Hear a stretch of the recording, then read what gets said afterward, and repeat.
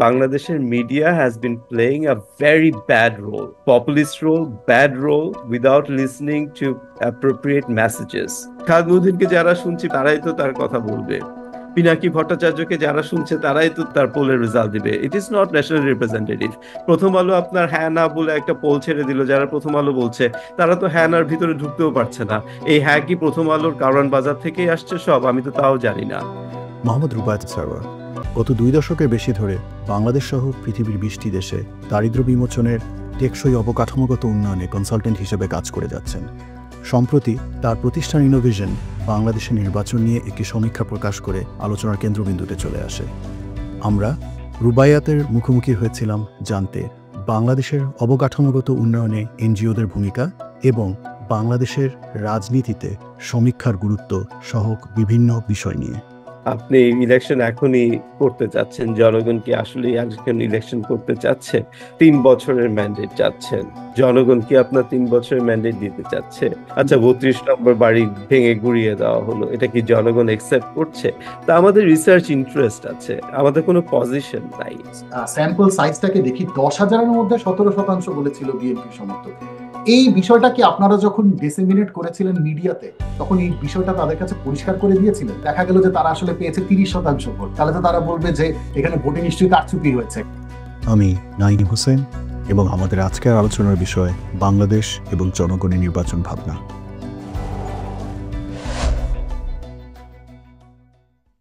পৃথিবীর যে যে প্রান্ত থেকে আজকে পিএলপির এই পডকাস্টের আমাদের এই আড্ডাতে যুক্ত হচ্ছেন, সবাইকে স্বাগত জানাচ্ছি। প্রথমেই রুবায়েতকে ধন্যবাদ জানাচ্ছি আমাদের সঙ্গে যুক্ত হওয়ার জন্য। রুবায়েত, কেমন আছেন?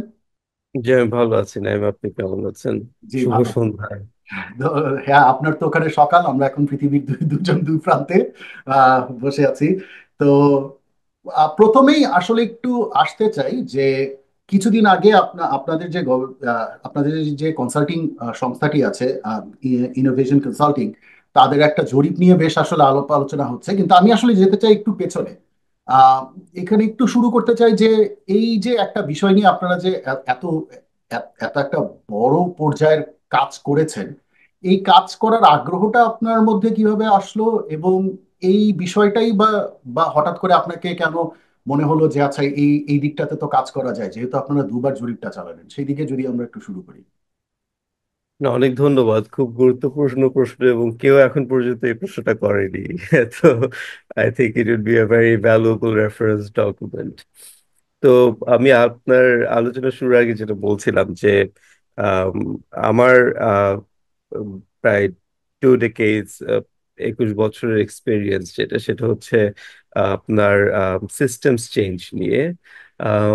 সিস্টেমস চেঞ্জ বলতে আমরা যেটা বুঝাই সেটা হচ্ছে যে আপনার যে কোনো একটা আহ, অর্থনৈতিক পরিস্থিতি বলেন বা সামাজিক পরিস্থিতি বলেন, সেটা যদি একটা রোগ হিসেবে দেখি, ধরেন দারিদ্র্য, তাহলে সেটাকে আপনার সমাধানের জন্য আপনার সরকারি বেসরকারি সংস্থা, সিভিল সোসাইটি থেকে শুরু করে কমিউনিটি পর্যায়ে যে সংস্থাগুলো আছে, তাদের সবারই বিভিন্ন বিভিন্ন রোল থাকে এবং তারা যখন তাদের রোলগুলো পারফরমেন্স করতে পারে না, তখন আপনার এই রোগটা দেখা দেয়, যে তখন আপনার বেনিফিশিয়ারিরা আপনার এফেক্টেড হতে থাকে। তো এই যে social system, economic system, religious system, all this different types of system, এইগুলোর কলিশন থেকেই আমরা কিন্তু রেজাল্ট পাই। সেটা হতে পারে নেগেটিভ, সেটা হতে পারে পজিটিভ। তা আমার রোলটা হচ্ছে যে কোনো জায়গায় এই সিস্টেমটাকে বোঝা, যে একটা যদি অ্যাবনর্মালিটি থাকে, সে অ্যাবনর্মালিটি কেন হচ্ছে, সিস্টেমের কোথায় প্রবলেম হচ্ছে, সেটা আমি বোঝার চেষ্টা করি। সেটা হচ্ছে আমার গবেষণার কাজ। আচ্ছা। আমার দ্বিতীয় কাজটা হচ্ছে আপনার পার্টনারশিপ ব্রোকারিং অথবা system building. So once I understand the মানে dynamics of the problem through my research, I then get into the design board and I try to design a solution, যে ওকে, if these are the challenges, তাহলে এটা ওটা ওটা করে এই actors গুলোকে একসাথে করে আমরা সিস্টেম বিল্ডিংটা করতে পারি। My third role is facilitation. তো once I have design the process, I understand যে এটা তো, যেটা একটা হাইপোথিসিস, এই হাইপোথিসিস হোল্ড করবে তা না। So there has to be an agile, adaptive process of facilitation for several years to ensure that the system starts functioning. So my third role is active facilitation and brokering, where I work with public sector, private sector, NGOs, civil society, community-based organization. I bring them together. I tell them with my research, okay, this is what is happening, this is what you need to do, and this is where probably you'll get the result. তো সেইভাবে তাদেরকে আপনার একত্র করা হয়, তাদের সাথে active facilitation করা হয়, ক্যাটালাইজিং ইভেন্ট করা হয়। সেইভাবে আস্তে আস্তে আস্তে করে ব্লকস গুলো তৈরি করা হয়, এবং সেই ব্লকস গুলো তৈরি করা হয় short term, mid term, long term একটা অ্যাপ্রোচ নিয়ে, একটা থিওরি অফ চেঞ্জ নিয়ে, যে আমি 5 বছর পরে যদি এই জায়গায় যেতে চাই, তাহলে আমাকে এই ব্লকস গুলো ক্রিয়েট করতে হবে। And once this blocks are created, তাহলে আমি এখানে যেতে পারবো। এখন এটা হচ্ছে আমাদের বেসিক অ্যাপ্রোচ, আমার basic practice, and that's what my firm does. এবং ইনোভেশন এই কাজটা করে আসছে 16 বছর ধরে, এবং শুধুমাত্র বাংলাদেশে না, আমরা ওয়ার্ল্ড ওয়াইড কাজ করছি। আমরা 21টা দেশে কাজ করছি এই মুহূর্তে। আমাদের 3টা দেশে আমাদের অফিস আছে। We employ a lot of expat workers around the world, এবং আপনার from Asia Pacific to West Africa to Southern Africa to MENA to East Africa to Horn of Africa. আমাদের interventions are right at this point আপনার চলছে সব জায়গায়. So you'd understand the scale of our company. So but we are a B2B company predominantly, অর্থাৎ হচ্ছে আমরা we serve businesses to businesses, and our donors are primarily government agencies or multilateral and bilateral agencies and so on and so forth. So given that, আমাদের বেশিরভাগ কাজই হচ্ছে proprietary এবং confidential. So এই জন্য আসলে পাবলিক ম্যাসের কাছে আমাদের কাজের মেসেজ গুলো হয়তো সবসময় পৌঁছায় না। হয়তো অনেকে এই জন্য মনে করেছে whose innovation, where are they coming from, মানে হোয়াট হঠাৎ আর দে, করে চলে আসছে কোথা থেকে। what are their credentials, right? But point is, Jay, we are a major force and we have been a major force in Bangladesh and many other countries. আমাদের অনেক models আছে যেগুলো ইভেন টট ম্যাটেরিয়াল হিসেবেও পড়ানো হয়। হ্যাঁ, সো এবং আমাদের কাজের আপনার ব্যাপ্তিটা এমনই প্রবল যে বাংলাদেশে এখন এক্সট্রিম পভার্টি প্রজেক্ট, সবচেয়ে বড় যে প্রজেক্ট গুলো, সেগুলোর ভিতরেও আমাদের ডিজাইন করা theories, models are being used. Evidences that we generate on a regular basis. So evidences gulo have opened up new dimensions to poverty eradication programs, not only in Bangladesh and for the world. And we are now taking it even to Africa. আমরা যে models গুলো design করেছি, develop করেছি। So I was just briefly explaining to you that our capacity about systems is strengthening, and that's where lies the interest and motivation of innovation to get into this space of public opinion pulse surveys. আচ্ছা। তো যখন আপনার 5th August আপনার রেভলিউশনটা আপনার penultimate পর্যায়ে পৌঁছালো, Hasina regime fail, I felt that for Bangladesh's democratic movement to move forward, hmm. there has to be a culture of evidence-based dialogue. There has to be a culture where the government, the opposition parties, political parties, they allow organizations like ours to independently undertake research and informed about public opinion, and it can be in favor or it can be against the decisions that are being taken. We are not taking any position ourselves. আমার কোনো position নাই এখানে। আমার একটা research interest আছে। ধরেন research ইন্টারেস্টটা হতে পারে যে আম, আপনি বলে 3 বছরের ম্যান্ডেট চাচ্ছেন। জনগণ কি আপনার 3 বছরের ম্যান্ডেট দিতে চাচ্ছে? আচ্ছা, আপনি ইলেকশন এখনই করতে চাচ্ছেন, জনগণ কি আসলে এখন ইলেকশন করতে চাচ্ছে? আচ্ছা, 32 নম্বর বাড়ি ভেঙে গুড়িয়ে দেওয়া হলো, এটা কি জনগণ একসেপ্ট করছে? তা আমাদের রিসার্চ ইন্টারেস্ট আছে, আমাদের কোনো পজিশন নাই, রাইট? তো আমরা কি মনে করছি? আমরা মনে করছি যে এই রিসার্চ ইন্টারেস্টটা যদি ডেটা গুলো, এভিডেন্স গুলো যদি আমরা পৌঁছে দিতে পারি, তাহলে একটা কালচার তৈরি হবে যেখানে দলগুলো আপনার মানুষের যে আম, অভিমত, সেই অভিমত গুলো বুঝে আপনার সিদ্ধান্ত নিতে পারবে। এখন এখানে একটা খুব ইম্পর্টেন্ট ইস্যু আছে। আমি I am very close two many political party people, leaders, right. এবং তারা আমাকে যখন বলে যে আমি তো মাঠ পর্যায়ে কাজ করি, আমি তো এটা শুনি নাই। এখন দেখেন আমিও মাঠ পর্যায়ে কাজ করি, হ্যাঁ, এবং আমার এবং অনেকে মনে করে কি যে আমরা গবেষকরা হয়তো সারাক্ষণ ঢাকায় বসে হাই ডেস্কে বসে কাজ করি। অ্যাকচুয়ালি আমি ঢাকায় আমার অফিসের চেয়ারে বোধহয় বছরে হার্ডলি 2 মাস বসি। হ্যাঁ, আচ্ছা। I work around the world এবং আমার 8 মাসই যায় হচ্ছে অলমোস্ট মানে ফিল্ডে ফিল্ডে। যতদিনই কাজ করব, I want to be in the field, I want to do field research, I want to do field activities, I want to directly talk to people and I bring people's voice, and that's what I do. হ্যাঁ, so given that আমি এখনো সারাক্ষণই ফিল্ডে যাই, এই যে আপনার কথা বলি মানুষজনের সাথে, তো আমিও তো ফিল্ডে থাকি। হ্যাঁ, সো পয়েন্ট ইজ যে যখন আপনার একটা রাজনীতিবিদ বলে আমি ফিল্ডে থাকি, সে কার সাথে কথা বলে? সে তার দলীয় নেতৃত্বের সাথে কথা বলে, সে একটা বাবলের মধ্যে বাবলের কথা ভিতরে। বলে। সেখানে সবাই তাকে বলে স্যার সব তো হয়ে গেছে, সব তো হয়ে গেছে। ওরা ওরা মনে করছে ও যার সাথে কথা বলছে সেই তো ভালো। ওকে কি আসলে অন্য পক্ষের লোক এসে কথা বলতে পারছে? পারছে না। এখানেই হচ্ছে আমাদের গুরুত্বটা। কারণ আমরা তো অমুককে পিক করছি না, তমুককে পিক করছি না, আমি পিক করছি সাধারণ জনগণকে। এবং Right. সাধারণ জনগণের ভয়েসটা যখন আমি এনে দিচ্ছি তখন একটা রিয়ালিটি চেক হয়, ও তাই কি, আসলেই কি, আচ্ছা তাহলে আমরা কি করব। তাহলে দেখেন, তো সিস্টেমস বিল্ডিং কথা বলছিলাম যে একটা basic cornerstone of systems building is first you understand what are the problems, what are the defects, Right. how are the people thinking, what are they thinking, which is what we are doing with the opinion pulse survey. The second block of it is to start the dialogue, যেটা আমরা এখন করছি। খেয়াল Right. করে দেখি, আমরা এখন dialogues করছি with the results, we are trying to sensitise. Third ফেজটা হবে হচ্ছে ইনস্টিটিউশন বিল্ডিং। এইবার আমরা কিন্তু তখন যাব হচ্ছে we are actively talking to the parties, we are actively informing them. In fact আমাদের অপিনিয়ন পোল সার্ভের preliminary results were already provided. আচ্ছা। আমরা মিডিয়াতে আগেই ডিসেমিনেট করেছি। আমরা, কারণ আমরা we did not want to be a clandestine affair. There were the advisory panel of 12, যারা বিভিন্ন দল মত থেকে এসছে। হ্যাঁ, এবং তার সোশ্যাল সায়েন্টিস্টও ছিল, পলিটিক্যাল অ্যাক্টিভিস্টও ছিল, অনেকেই ছিল। আমরা ডেইলি বেসিসে ডেটা রিভিউ করেছি। হ্যাঁ, so and they were like wow, মানে দিস ইজ আনপ্রেসিডেন্টেড। এবং ওই যে বলেন, অনেকে বলে না যে 10,000 স্যাম্পলে কি সারা বাংলাদেশের ইয়ে ফুটে ওঠে নাকি। তো আপনার 1200 স্যাম্পলের উপরে যাওয়ার পরে প্লাটুড এরপরে আর কিন্তু কোনো চেঞ্জ হয় নাই, law of large number. Right. হ্যাঁ, কারণ when you are doing a random sampling at a national level, যখন randomization is working, তখন আপনার আউটলায়ার্স গুলো কারেক্টেড হয়ে গিয়ে আপনার ওই জায়গায় চলে যাবে।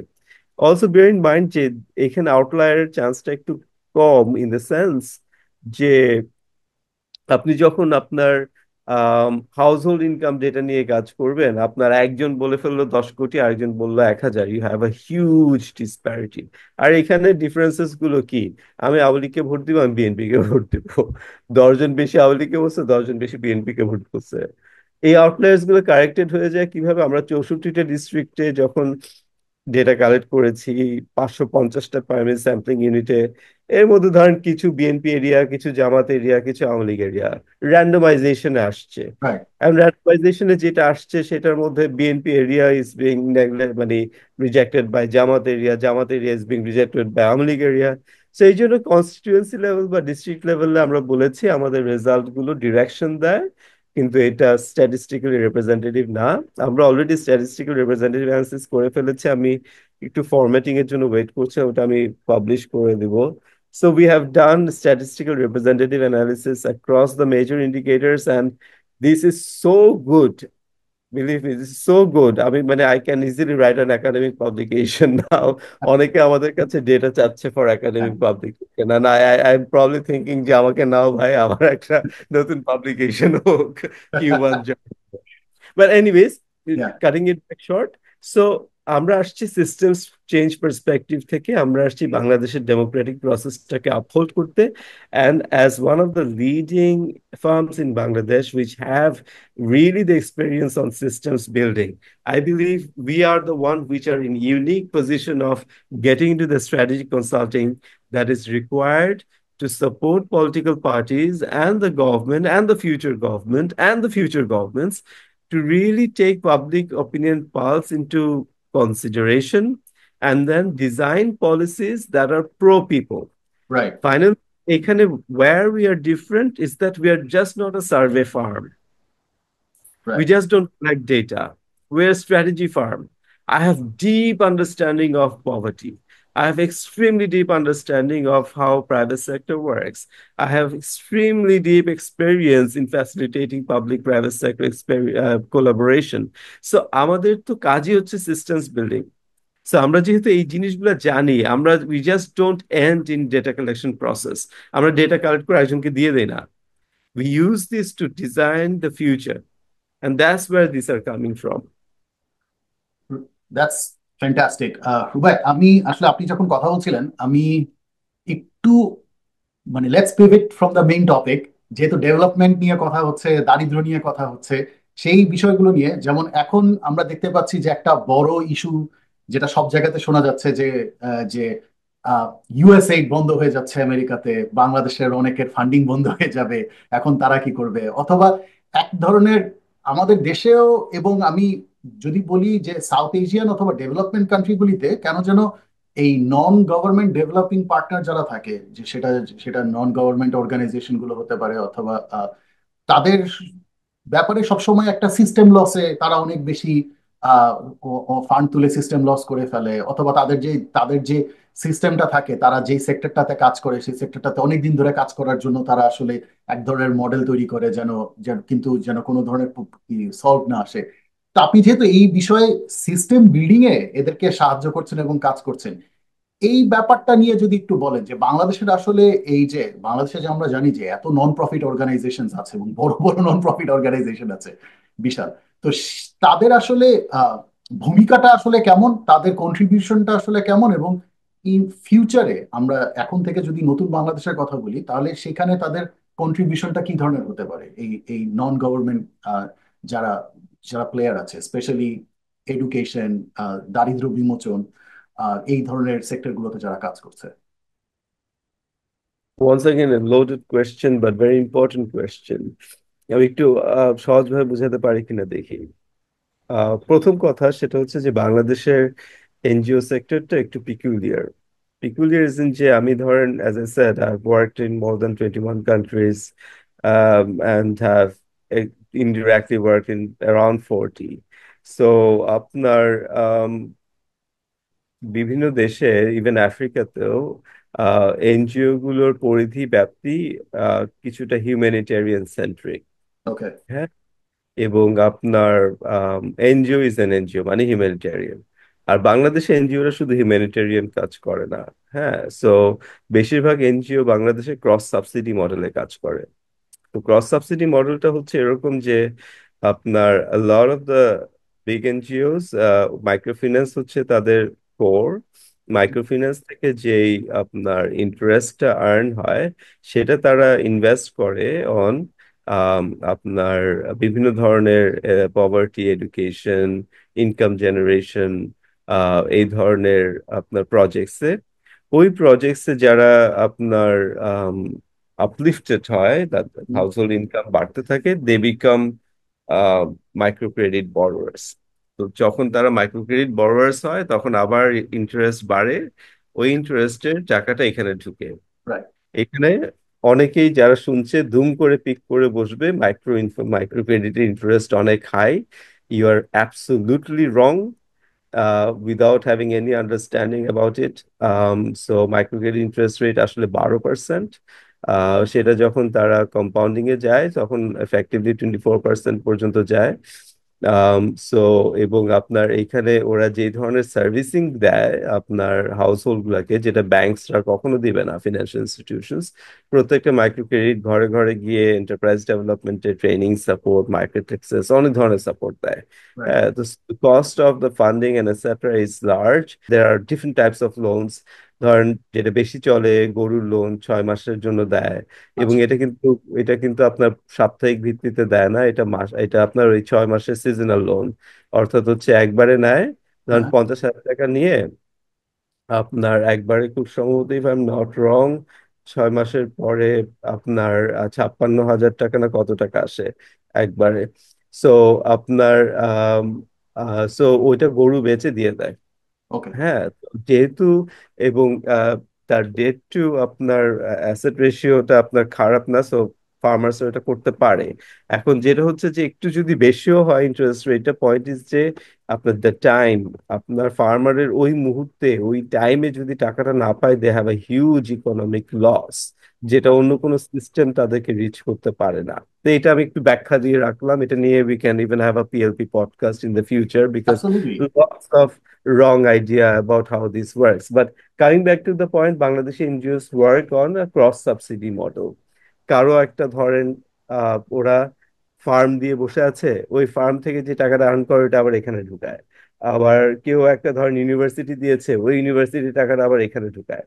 ইউ ক্যান আস্ক যে এনজিও কিভাবে ইউনিভার্সিটি করলো, এনজিও কিভাবে একটা ফার্ম করলো, সেটার লাইসেন্স কি, এনজিও কিভাবে এগ্রি বিজনেস করলো, ওইটার লাইসেন্স কি, ওটার ট্যাক্সেশন কি, এগুলো একটু কমপ্লিকেটেড ডিসকাশন হয়ে যাবে, আমি এটাতে যাই না। কিন্তু লেটস সে এইটা বুঝি যে এই ক্রস সাবসিডি মডেল এনজিও গুলো চলে। রাইট। বেশিরভাগ এনজিও কিন্তু গত 10-15 বছরে তার ওভারঅল ফান্ডিং এর একটা বড় অংশ আস্তে আস্তে করে সেলফ ফান্ডেড করে ফেলছে ওকে। গুলা। অর্থাৎ তারা কেউ কেউ 30%, 40% তারা সেলফ ফান্ডেড, অনেকে হয়তো 70% সেলফ ফান্ডেড। এগুলো আমরা বলছি আচ্ছা, বড় বড় অ্যাক্টরস যারা, মানে বড় বড় actors। অ্যাক্টার্সরা ওকে। Self funded.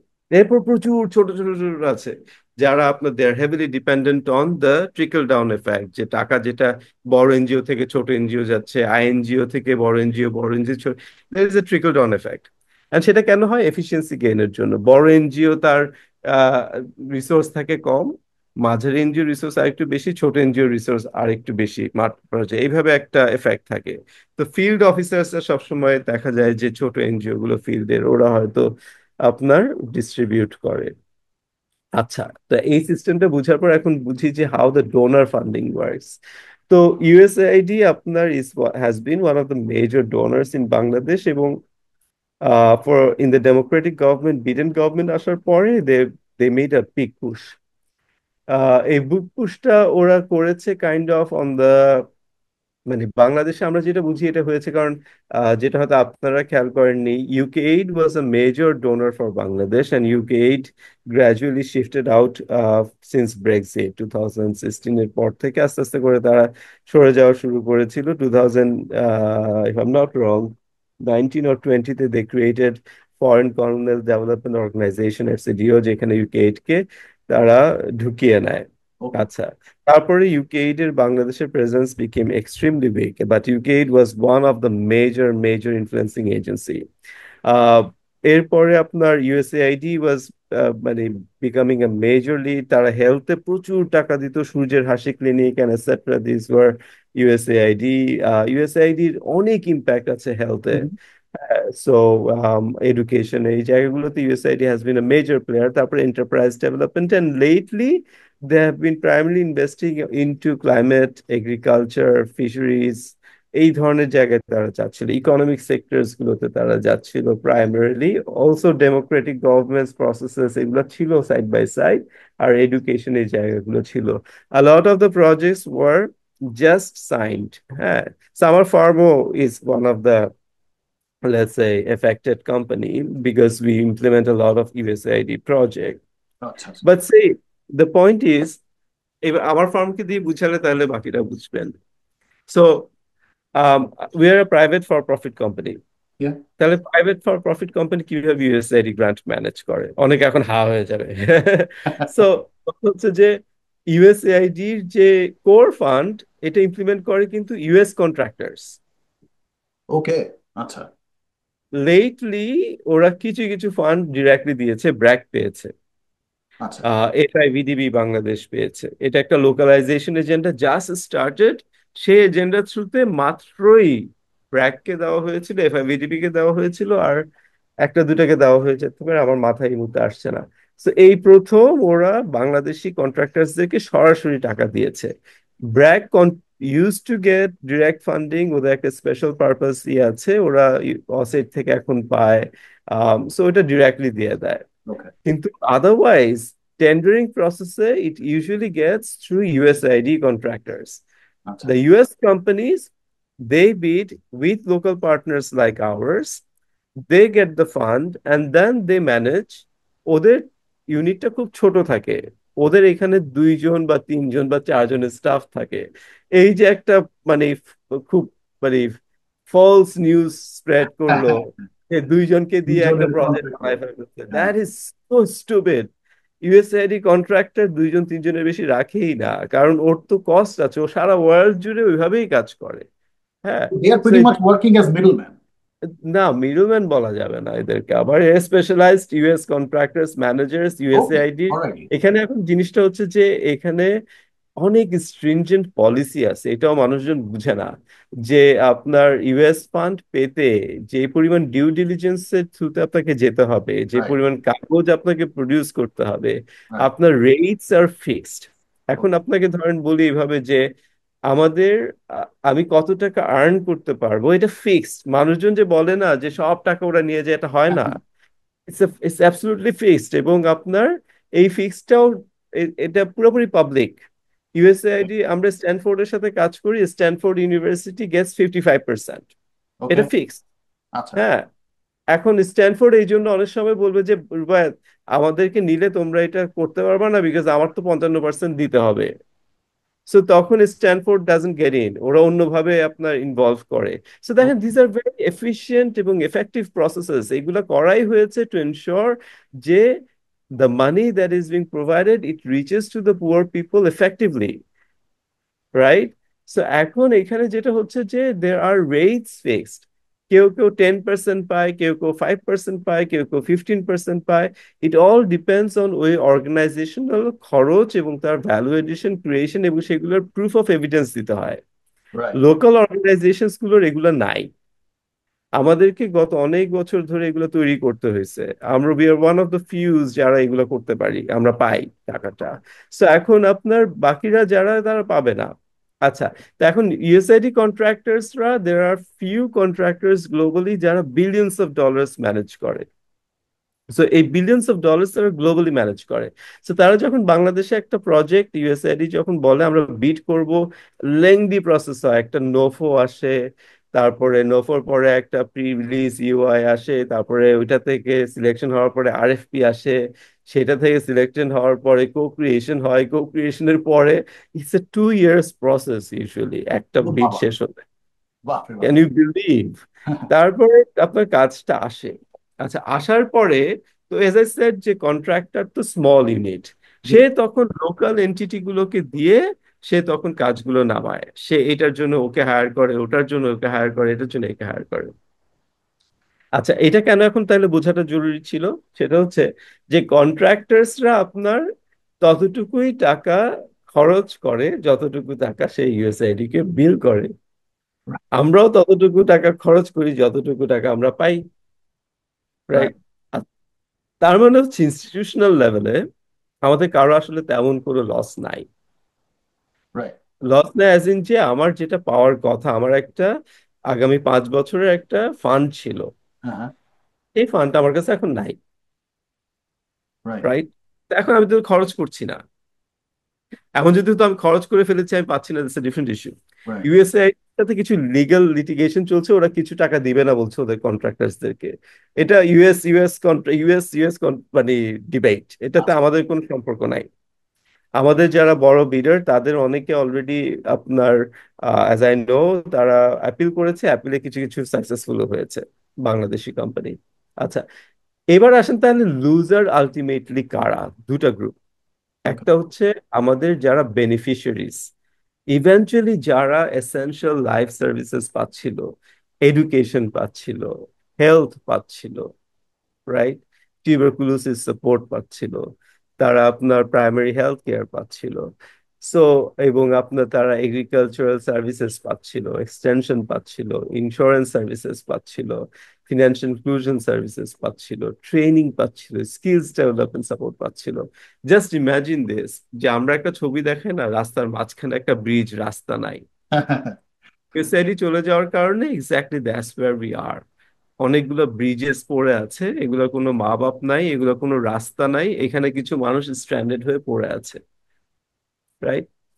তো একটা বড় গ্রুপ হচ্ছে দিস পিপল। এবং আমি ভীষণভাবে আহত হয়েছি ওভার দিস প্রসেস, যখন there are many people, my colleagues who are very talented, and I hope you guys are listening.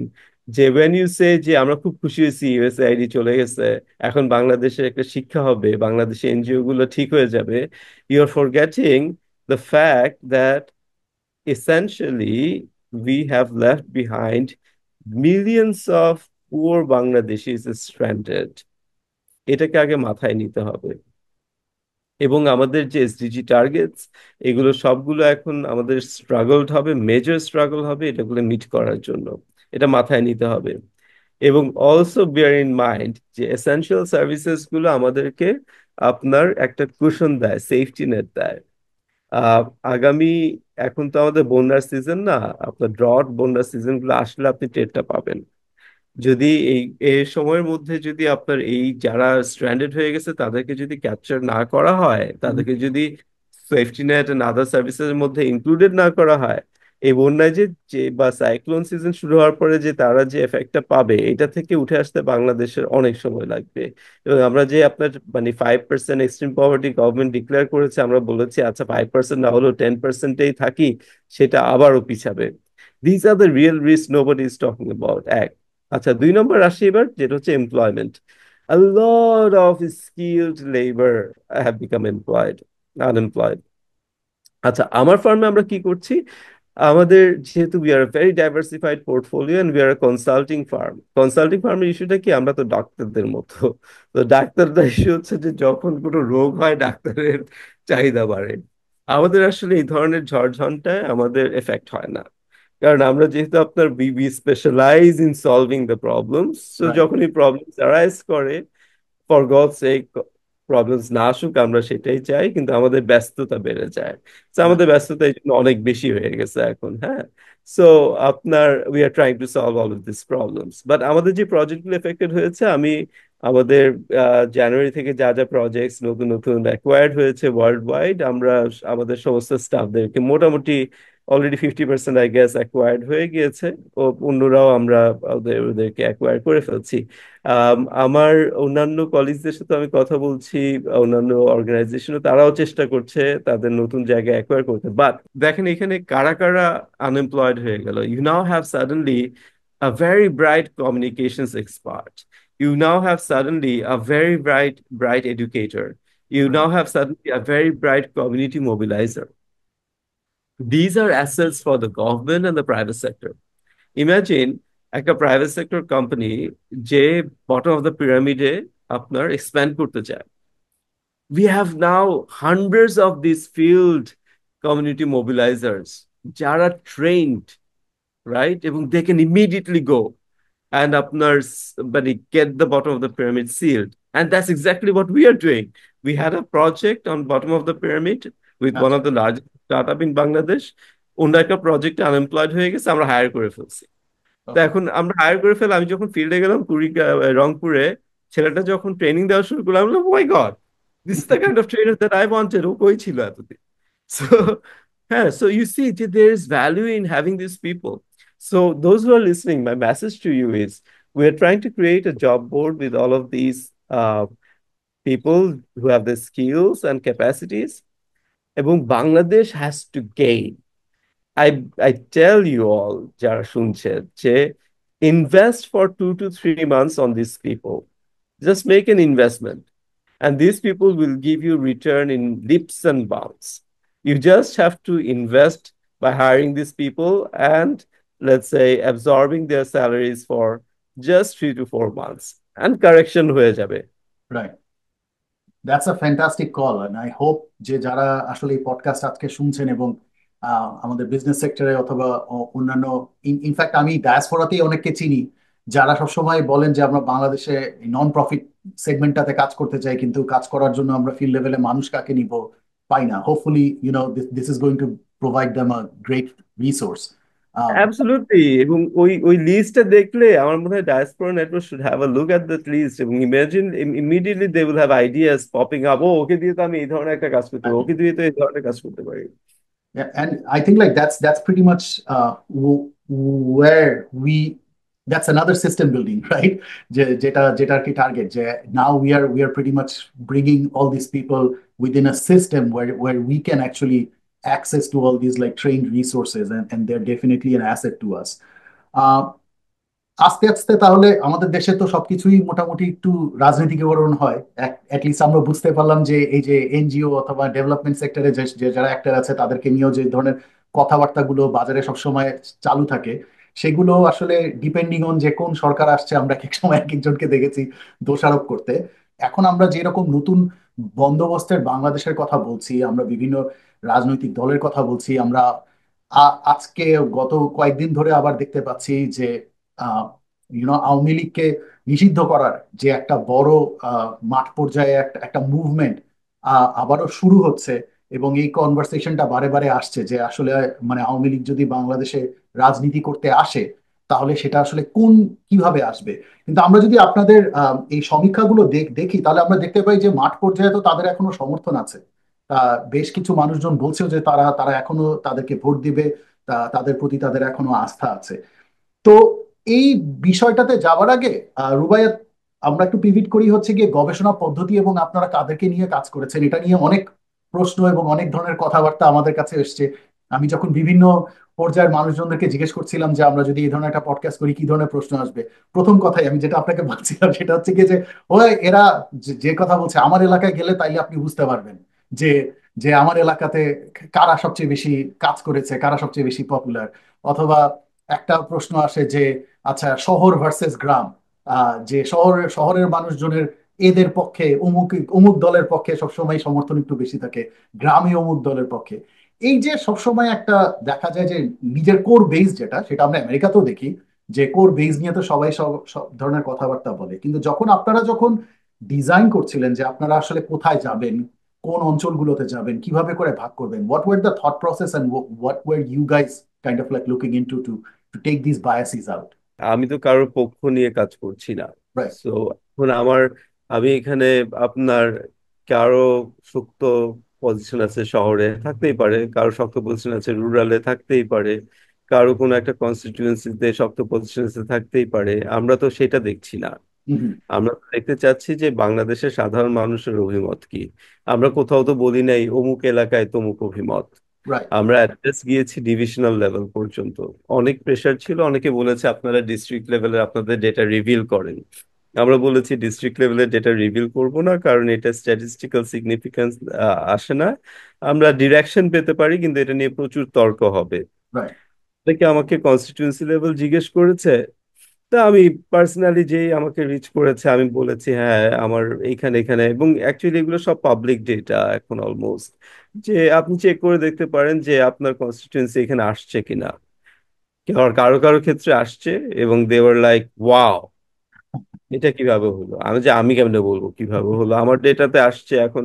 So that, মানে if that is an awakening for you then that's good.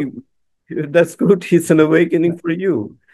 But আমি তো আপনার কনস্টিটিউয়েন্সিকে আলাদা করে survey করি নাই। হ্যাঁ, এখন যদি আপনারা আহ, মনে করেন যে আপনার কনস্টিটিউয়েন্সিতে আপনার স্ট্রেংথ আপনি দেখতে চান, এবং if you are if you feel like okay an organization like ours can help you, yeah, we are very much welcome to go to your constituency and do a মানে very methodical research looking into just your constituency. Right. That's different. কিন্তু আমরা তো কোনো constituency লেভেলে দেখছি না, কোনো এলাকা ভিত্তিক দেখছি না। আচ্ছা, so that takes me to the position of how we design this research. It's a nationally representative poll. এখন ন্যাশনাল রিপ্রেজেন্টেটিভ পোল মানে হচ্ছে যে আমাকে এখানে এমন একটা খিচুড়ি বানাইতে হবে যে খিচুড়িতে সব ধরনের মানুষ আছে। রাইট। সো এখন আপনার আহ, যে একটা জিনিস বুঝবেন যে সবাই মনে করে যে আপনার 18 কোটি মানুষের দেশে আপনার 1 কোটি মানুষ না হলে নাকি স্যাম্পল হয় না। Such a wrong information, because আপনার যখন আপনি 1 কোটি মানুষ নিবেন তখন আপনার যেটা এটা র্যান্ডম স্যাম্পলিং থাকবে না। আপনি তখন করবেন কি, ওই স্কুলের ওই যে মাছ ধরে না, মাছ রাইট। তখন আপনি কিভাবে ধরেন, যে জায়গায় বেশি মাছ আছে ওইখানে গিয়ে ফেলাবেন, আর আপনার জালে অনেক মাছ আসবে, আপনি ও আবার তো সব বিএনপি চলে আসছে, আবার তো সব জামাত চলে আসছে। এইভাবে তো হয় না। আপনি একটা সমুদ্রে যখন মাছ ধরছেন, আপনি তখন পুরো সমুদ্রটাকে রেকি করে, হ্যাঁ, আপনি এমন ভাবে জালটা ফেলবেন যাতে করে সমস্ত জায়গা থেকে মাছ আসে। হ্যাঁ, কোথাও থেকে কম আসবে, কোথাও থেকে বেশি আসবে, এবং সেই কম বেশি সবগুলো মিলায় ওভারঅল সমুদ্রে কত মাছ আছে সেটা বলবে, তাই না? আমি শুধু এখন এখন যদি আমি বিশ্ব ইজতেমায় গিয়ে আপনার আপনার পোল নেই, হ্যাঁ, 40,000 পোল নেই, এটা কি রিপ্রেজেন্টেটিভ হবে? এখন এক্স্যাক্টলি। খালেদ মহিউদ্দিন সাহেব আপনার উনার এখানে বলে দিলেন হ্যাঁ না বলেন। এখন হ্যাঁ না কারা বলছেন? খালেদ মহিউদ্দিনকে যে শুনছেন, আমি তো খালেদ মহিউদ্দিনকে শুনছি না। তো খালেদ মহিউদ্দিনকে যারা শুনছে প্রিডমিনেন্টলি যারা, তারাই তো তার কথা বলবে। পিনাকি ভট্টাচার্যকে যারা শুনছে তারাই তো তার তার পোলের রেজাল্ট দিবে। ইট ইজ নট ন্যাশনাল রিপ্রেজেন্টেটিভ। প্রথম আলো আপনার হ্যাঁ না বলে একটা পোল ছেড়ে দিল, যারা প্রথম আলো বলছে তারা তো হ্যাঁ নার ভিতরে ঢুকতেও পারছে না। এই হ্যাঁ কি প্রথম আলোর কারওয়ান বাজার থেকেই আসছে সব? আমি তো তাও জানি না। রাইট। আমি খুব ফ্রাস্ট্রেটেড হয়ে এই কথাটা বলছি যে বাংলাদেশের media has been playing a very bad role in all of this, populist role, bad role, এবং without listening to appropriate messages. হ্যাঁ, সো আপনার, হ্যাঁ, 1 লাখ স্যাম্পল নিয়ে নিলাম, আপনি কিন্তু দেশের বাইরে আপনি আছেন, আপনি এগুলো দেখবেন না, কিন্তু they would not get in to that, because they know this is bad bus. They don't have any control, scientific control. ওখানেও যদি আপনার নিউ ইয়র্ক টাইমস যদি আপনার একটা পোল করে, ওরা এইভাবে করবে না। They will engage with someone like us and then do a joint poll. Right. হ্যাঁ। আচ্ছা, সো এখন প্রথমত লার্জ স্যাম্পলের পার্সপেক্টিভ থেকে যেটা হচ্ছে যে আপনি 10 কোটি 20 কোটি নিয়ে নেন না, you try to create a sample that is representative of the overall population. সেইখানে আপনার স্যাম্পলিংটা ডিপেন্ড করে স্ট্র্যাটিফিকেশনের উপরে। আচ্ছা, এখন ধরেন কথার কথা, আমি ধরে নিলাম বাংলাদেশ একটা হোমোজেনাস গ্রুপ, সবাই আমরা একই বয়সী লোক, রাইট? তাহলে আপনার এখানে একটা জাল ফেলে সারা দেশে 384 জনকে পিক করলেই হয়ে যাবে। হুম হুম। দ্যাটস 5%, আপনার আপনার 95% কনফিডেন্স ইন্টারভাল, 5% মার্জিন অফ এররে, আপনি এভাবে একটা জাল ফেলে দেন, 384 জন হ্যাটারো মানে হোমোজেনাস গ্রুপ ধরে নিলে যেটা আসবে ওইটাই। হুম হুম। আচ্ছা, এবার ধরেন আপনার 384 জন হ্যাটারোজেনাস, তাহলে আপনার যেটা করতে হবে ওই প্রত্যেকটা হ্যাটারোজেনাস গ্রুপকে থেকে র্যান্ডমলি একজন একজন একজন করে পিক করতে হবে। স্টিল 384 জন is fair enough. Right. That gives you the national representation.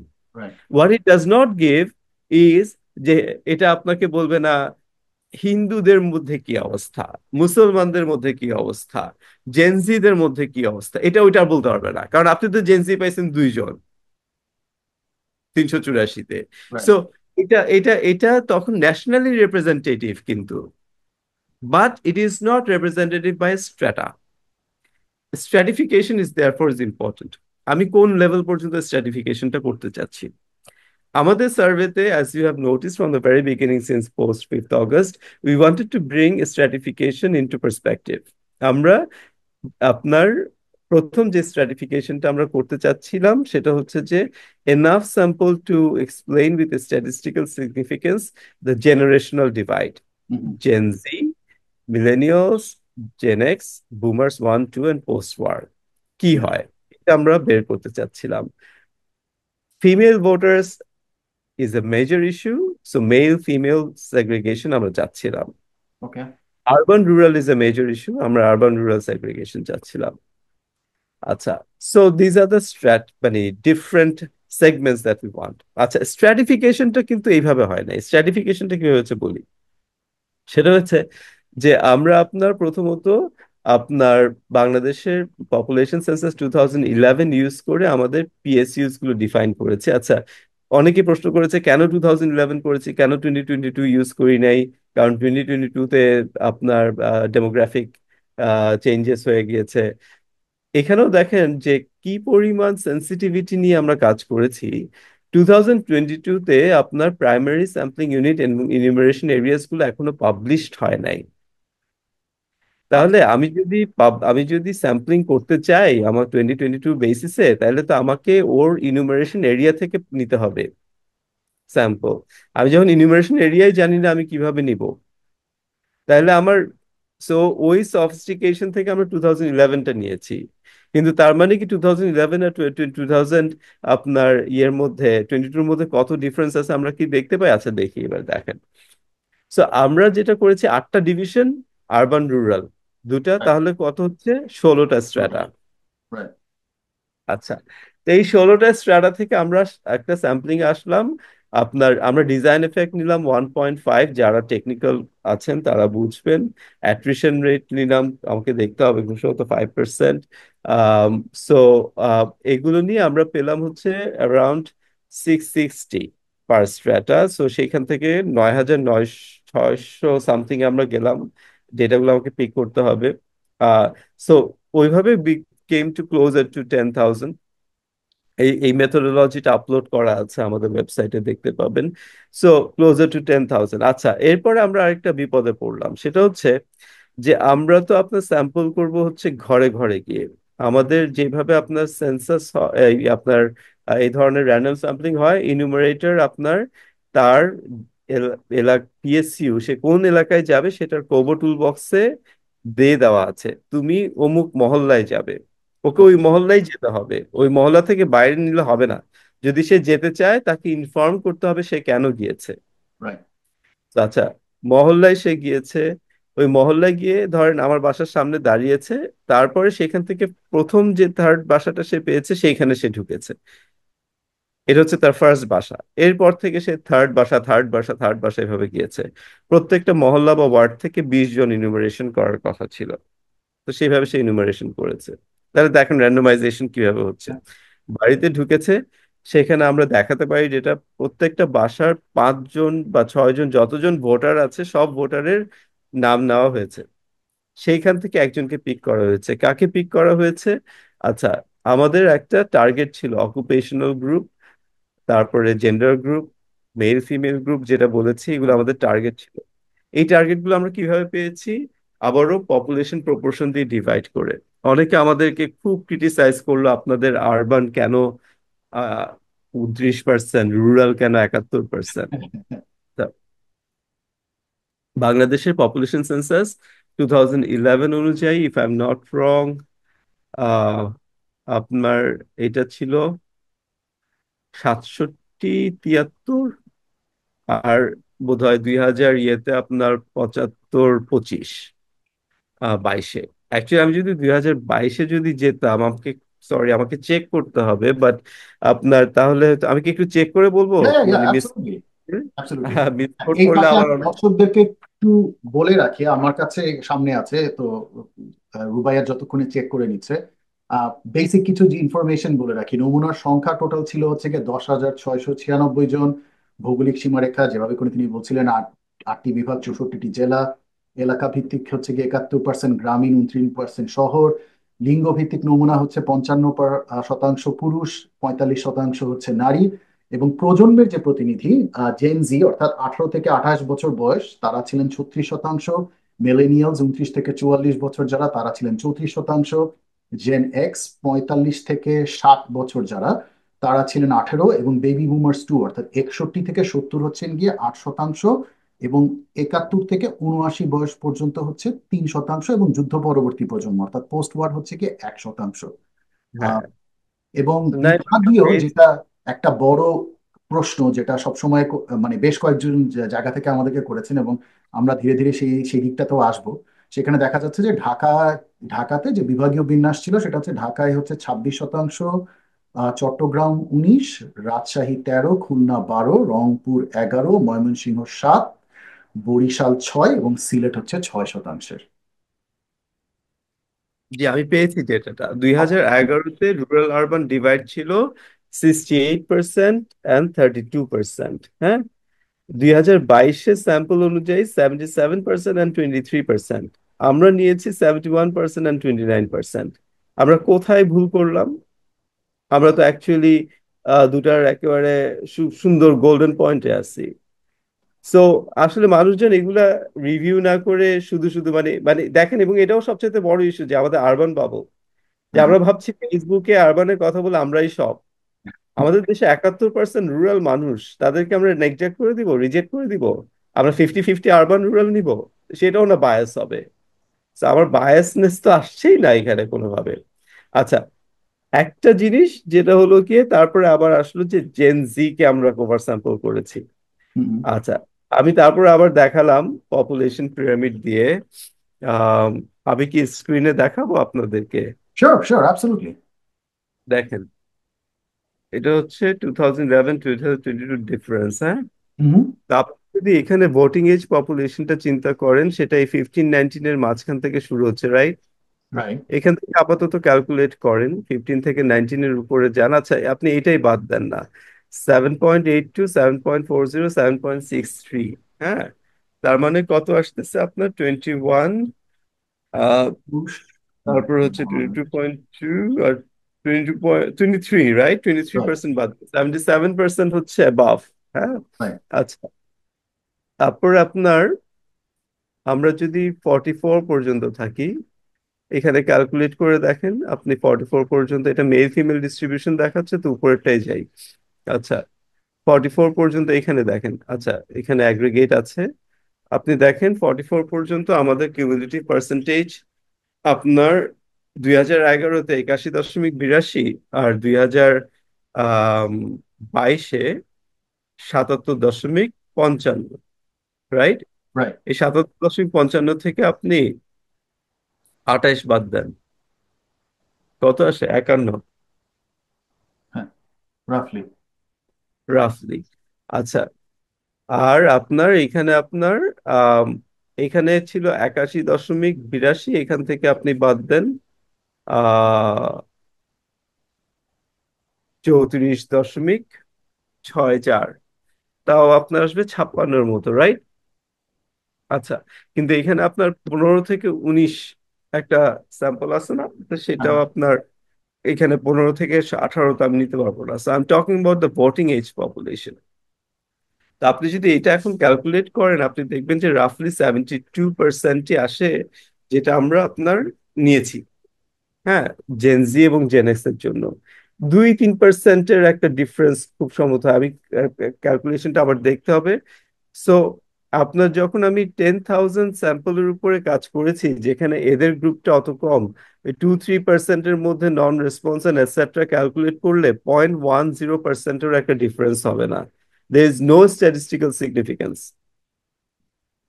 হ্যাঁ, তো আমরা যে আসলে আপনার আহ, আমাদের একটা জায়গায় একটু ডিফারেন্স আছে, মেল টু ফিমেল। রাইট। আমরা চেয়েছিলাম প্রায় 10% ডিভিশন হয়ে গিয়েছে। সো ডেফিনেটলি মেল ফিমেলের যদি ডিস্ট্রিবিউশনটা চিন্তা করি, একটু মেল ডমিনেট। ডমিনেটেড, এটা আমরা একনলেজ করেছি শুরু থেকেই। ওকে। তো এখন দেখেন এখানে একটা সার্ভেতে, যেটা হয়তো আপনার পরবর্তী প্রশ্ন ছিল, অনেক ধরনের লিমিটেশন থাকে, কনস্ট্রেইনিং ফ্যাক্টরের মধ্যে কাজ করতে হয়।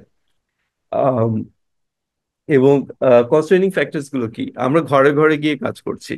একটা মহিলা, সে সিকিউর ফিল করতেও পারে, নাও করতে পারে, সে কথা বলতে চায় নাই, আমরা কি তাকে ইন্টিমিডিয়েট করব? রিসার্চের একটা এথিক্স থাকে, আমরা ইন্টিমিডিয়েট করতে পারি না।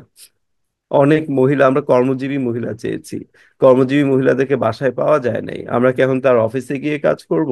করতে পারছি না তো। তা আমাদের হোম মেকার স্যাম্পলটা অনেক বেশি হয়ে গিয়েছে। আমরা অন্য এজেন্সিদের সাথে কথা বলেছি, তারাও বলেছে তাদের মধ্যে হোম মেকার স্যাম্পলিংটা বেশি। তো এই ধরনের কিছু উইকনেসেস আছে, কিন্তু মেল ফিমেল রেশিওটা যদি এতটুকু ডিফারেন্স হয়, ডাজ ইট এফেক্ট আ লট? আপনার ফিমেলদের মধ্যে 40% রিভিলই করে নাই। আমি যদি আরো 5% স্যাম্পল বাড়াতেও পারতাম, তাহলে এফেক্টিভলি 5%-এর 40% আবার রিজেক্ট করতো। অর্থাৎ আমি 2% স্যাম্পলের একটা মানে 3% স্যাম্পলের একটা এফেক্ট পাইতাম ফিমেলের। ওভারঅল 10,000-এ গিয়ে 3%-এর এফেক্ট, আবারও বুঝতেছেন, right. won't really influence the but change. এখানে একটা প্রশ্ন করতে চাই, যেটা আপনি যেটা বলছিলেন এবং আমরা সেটাতে আসতাম। মেল ফিমেলে আপনি যেমন বললেন যে হোম মেকার হয়তো বা স্যাম্পলিংটা বেশি ভার্সেস যারা যারা কাজ করছেন, আপনারা কাজের জায়গায় গিয়ে যেতে পারছেন না, তাদের আপনি যদি মানে ইকোনমিক্স এই মানে সাইডটাকে যদি এখন যদি আমরা যদি একটু প্রাধান্য দেই, যে যারা যারা কর্মক্ষম স্বাবলম্বী হয়তো বা বাইরে গিয়ে কাজ করছেন, বাইরে তাদেরকে অনেক বেশি যেতে হচ্ছে, এই ধরনের যদি নারী যে আপনাদের যারা যারা সমীক্ষায় যারা যারা থাকতেন, তাদের সংখ্যা যদি আপনাদের বেশি থাকতো, তাহলে কি আপনার মনে হয় যে এটা একটা বড় ইম্প্যাক্ট ফেলতে পারতো? যে তারা কি ধরনের বিষয়গুলোকে গুরুত্ব দিচ্ছেন, তাদের কাছে কোন জিনিসগুলো ইম্পর্টেন্ট সেই বিষয়ে? তাদের সংখ্যা বেশি মানে কি, আপনার যদি জ্ঞান, আপনার যদি স্ট্যাটিস্টিক্যালি যান, আপনার I would have preferred to, মানে আমি যেটা চাচ্ছিলাম, যেটা থার্টি, আমাদের ফিমেল লেবার ফোর্স পার্টিসিপেশন 35%, তো এখন হুম। Hovering around 35%, 37%। আমাদের এখানে আসছে খুব সম্ভবত 25% না 27%। So আমি 8% মোর আপনার ওয়ার্কিং ক্লাস উইমেন চাচ্ছিলাম বিভিন্ন ক্যাটাগরি থেকে। সো ওটাতে যদি রিভিলড পপুলেশন একটু বেশি থাকতো, ডেফিনেটলি ওটার একটা আপনার ইন্ডিকেশন, হয়তো ফিমেল ভোটার্স ইন্ডিকেশনটা আমরা আরো সাবস্টেন্সিয়ালি পেতাম। সেটার হয়তো ওভারঅল আপনার ডিস্ট্রিবিউশনে 1 or 2% ডিফারেন্সেস ক্রিয়েট করতে পারতো, ব্রেক করতে পারতো এই দিক বা ওই দিক। That's very true. এখন অ্যাজ আই স্যাড, এই জন্য তো মার্জিন অফ এরর ক্যালকুলেশনটা থাকে। রাইট। So, আমাদের মার্জিন অফ এরর আছে আপনার অ্যারাউন্ড প্লাস মাইনাস আপনার সর্বোচ্চ বোধহয় 1.68%। So which is not very high actually. So আপনার which means যে এখন যদি ইলেকশন হতো, আমাদের রেজাল্টটা would have captured differences between, let's say, যেটা বলেছি তার উপরে 1.68% অথবা নিচে 1.68% এর পর্যন্ত যাইতে পারে। And this is very standard. আপনি ইউএস পোলস গুলো যদি দেখেন, তাদের ইভেন 3% পর্যন্ত হ্যাঁ, যায় হ্যাঁ। Margin of error. So I totally acknowledge that point. আমরা ভবিষ্যৎ সার্ভেতে we would try to see how we can reach more of these women segments. এটা কিভাবে আরেকটু আহ, আপনার গ্যাপটা মিনিমাইজ করা যায় মেল টু ফিমেলের, হোম মেকার্সটাকে কিভাবে কমিয়ে আনা যায়। বাট অ্যাজ আই স্যাড, আমি ওইটাও করার পরেও there will be constraining factors. It's almost impossible, Yeah. almost impossible to make a research fully আপনার ইয়ে। what I want to explain to the people who are listening সেটা হচ্ছে যে we have a fully transparent intention. Yeah. Within that intention we may fail on certain aspects, but we try our best. So second আরেকটা বিষয় নিয়ে, যেটা নিয়ে আসলে আমি আসলে প্রথম দিকে যে বিষয়গুলো নিয়ে একটু কথা বলছি, সেগুলো হচ্ছে গিয়ে যে বিষয়গুলো নিয়ে অনেক আলোচনা হচ্ছে সেটা। তো দ্বিতীয় যে বিষয়টা নিয়ে আলোচনা হচ্ছিল সেটা হচ্ছে গিয়ে যে আমার দলের কত শতাংশ আসলে মানুষের সমর্থন আছে। হ্যাঁ, আমার দলের 40%। এখানে আচ্ছা, এই এই এবং পত্র পত্রিকাগুলোতেও, আমি মেইন স্ট্রিম মিডিয়ার কথাও সেখানে বলছি, সেখানেও অনেক সময় যেভাবে করে এসছে বিষয়গুলো, যে যে রাজনৈতিক দলগুলোর কথা যদি বলা হয়, তাহলে সেখানে বলা হয়েছে যে আপনাদের এই সমীক্ষায় দেখা গেছে যে বিএনপির আসলে 41% সমর্থন আছে। কিন্তু আমি যখন সবগুলো বিষয়কে যখন দেখছি, তখন সেখানে দেখা গেছে যে আপনাদের যে টোটাল স্যাম্পল, সেই স্যাম্পলের মধ্যে যে 10,000-এর ভেতর যখন 6,631 জন যখন আপনার বলেছে যে যে তারা আসলে মানে তারা কাদেরকে ভোট দিতে পারে, সেখানে তারা ভোট দিবে কিনা, সেই স্যাম্পলের ভেতরে 27.4% হচ্ছে গিয়ে বলেছে হচ্ছে গিয়ে যে তারা বিএনপির সমর্থক। এবং তারও ভেতরে সেই স্যাম্পলটা যখন আরো ছোট হয়ে আসছে, অর্থাৎ 4,354 জনের, যাদের মধ্যে আপনি সিদ্ধান্ত নিয়েছেন কিন্তু মন্তব্য দিবে না, এই 34%-কে বাদ দিয়ে দিয়েছেন, সেই ক্ষুদ্র অংশের হচ্ছে গিয়ে 41% বলেছে যে তারা বিএনপির সমর্থক।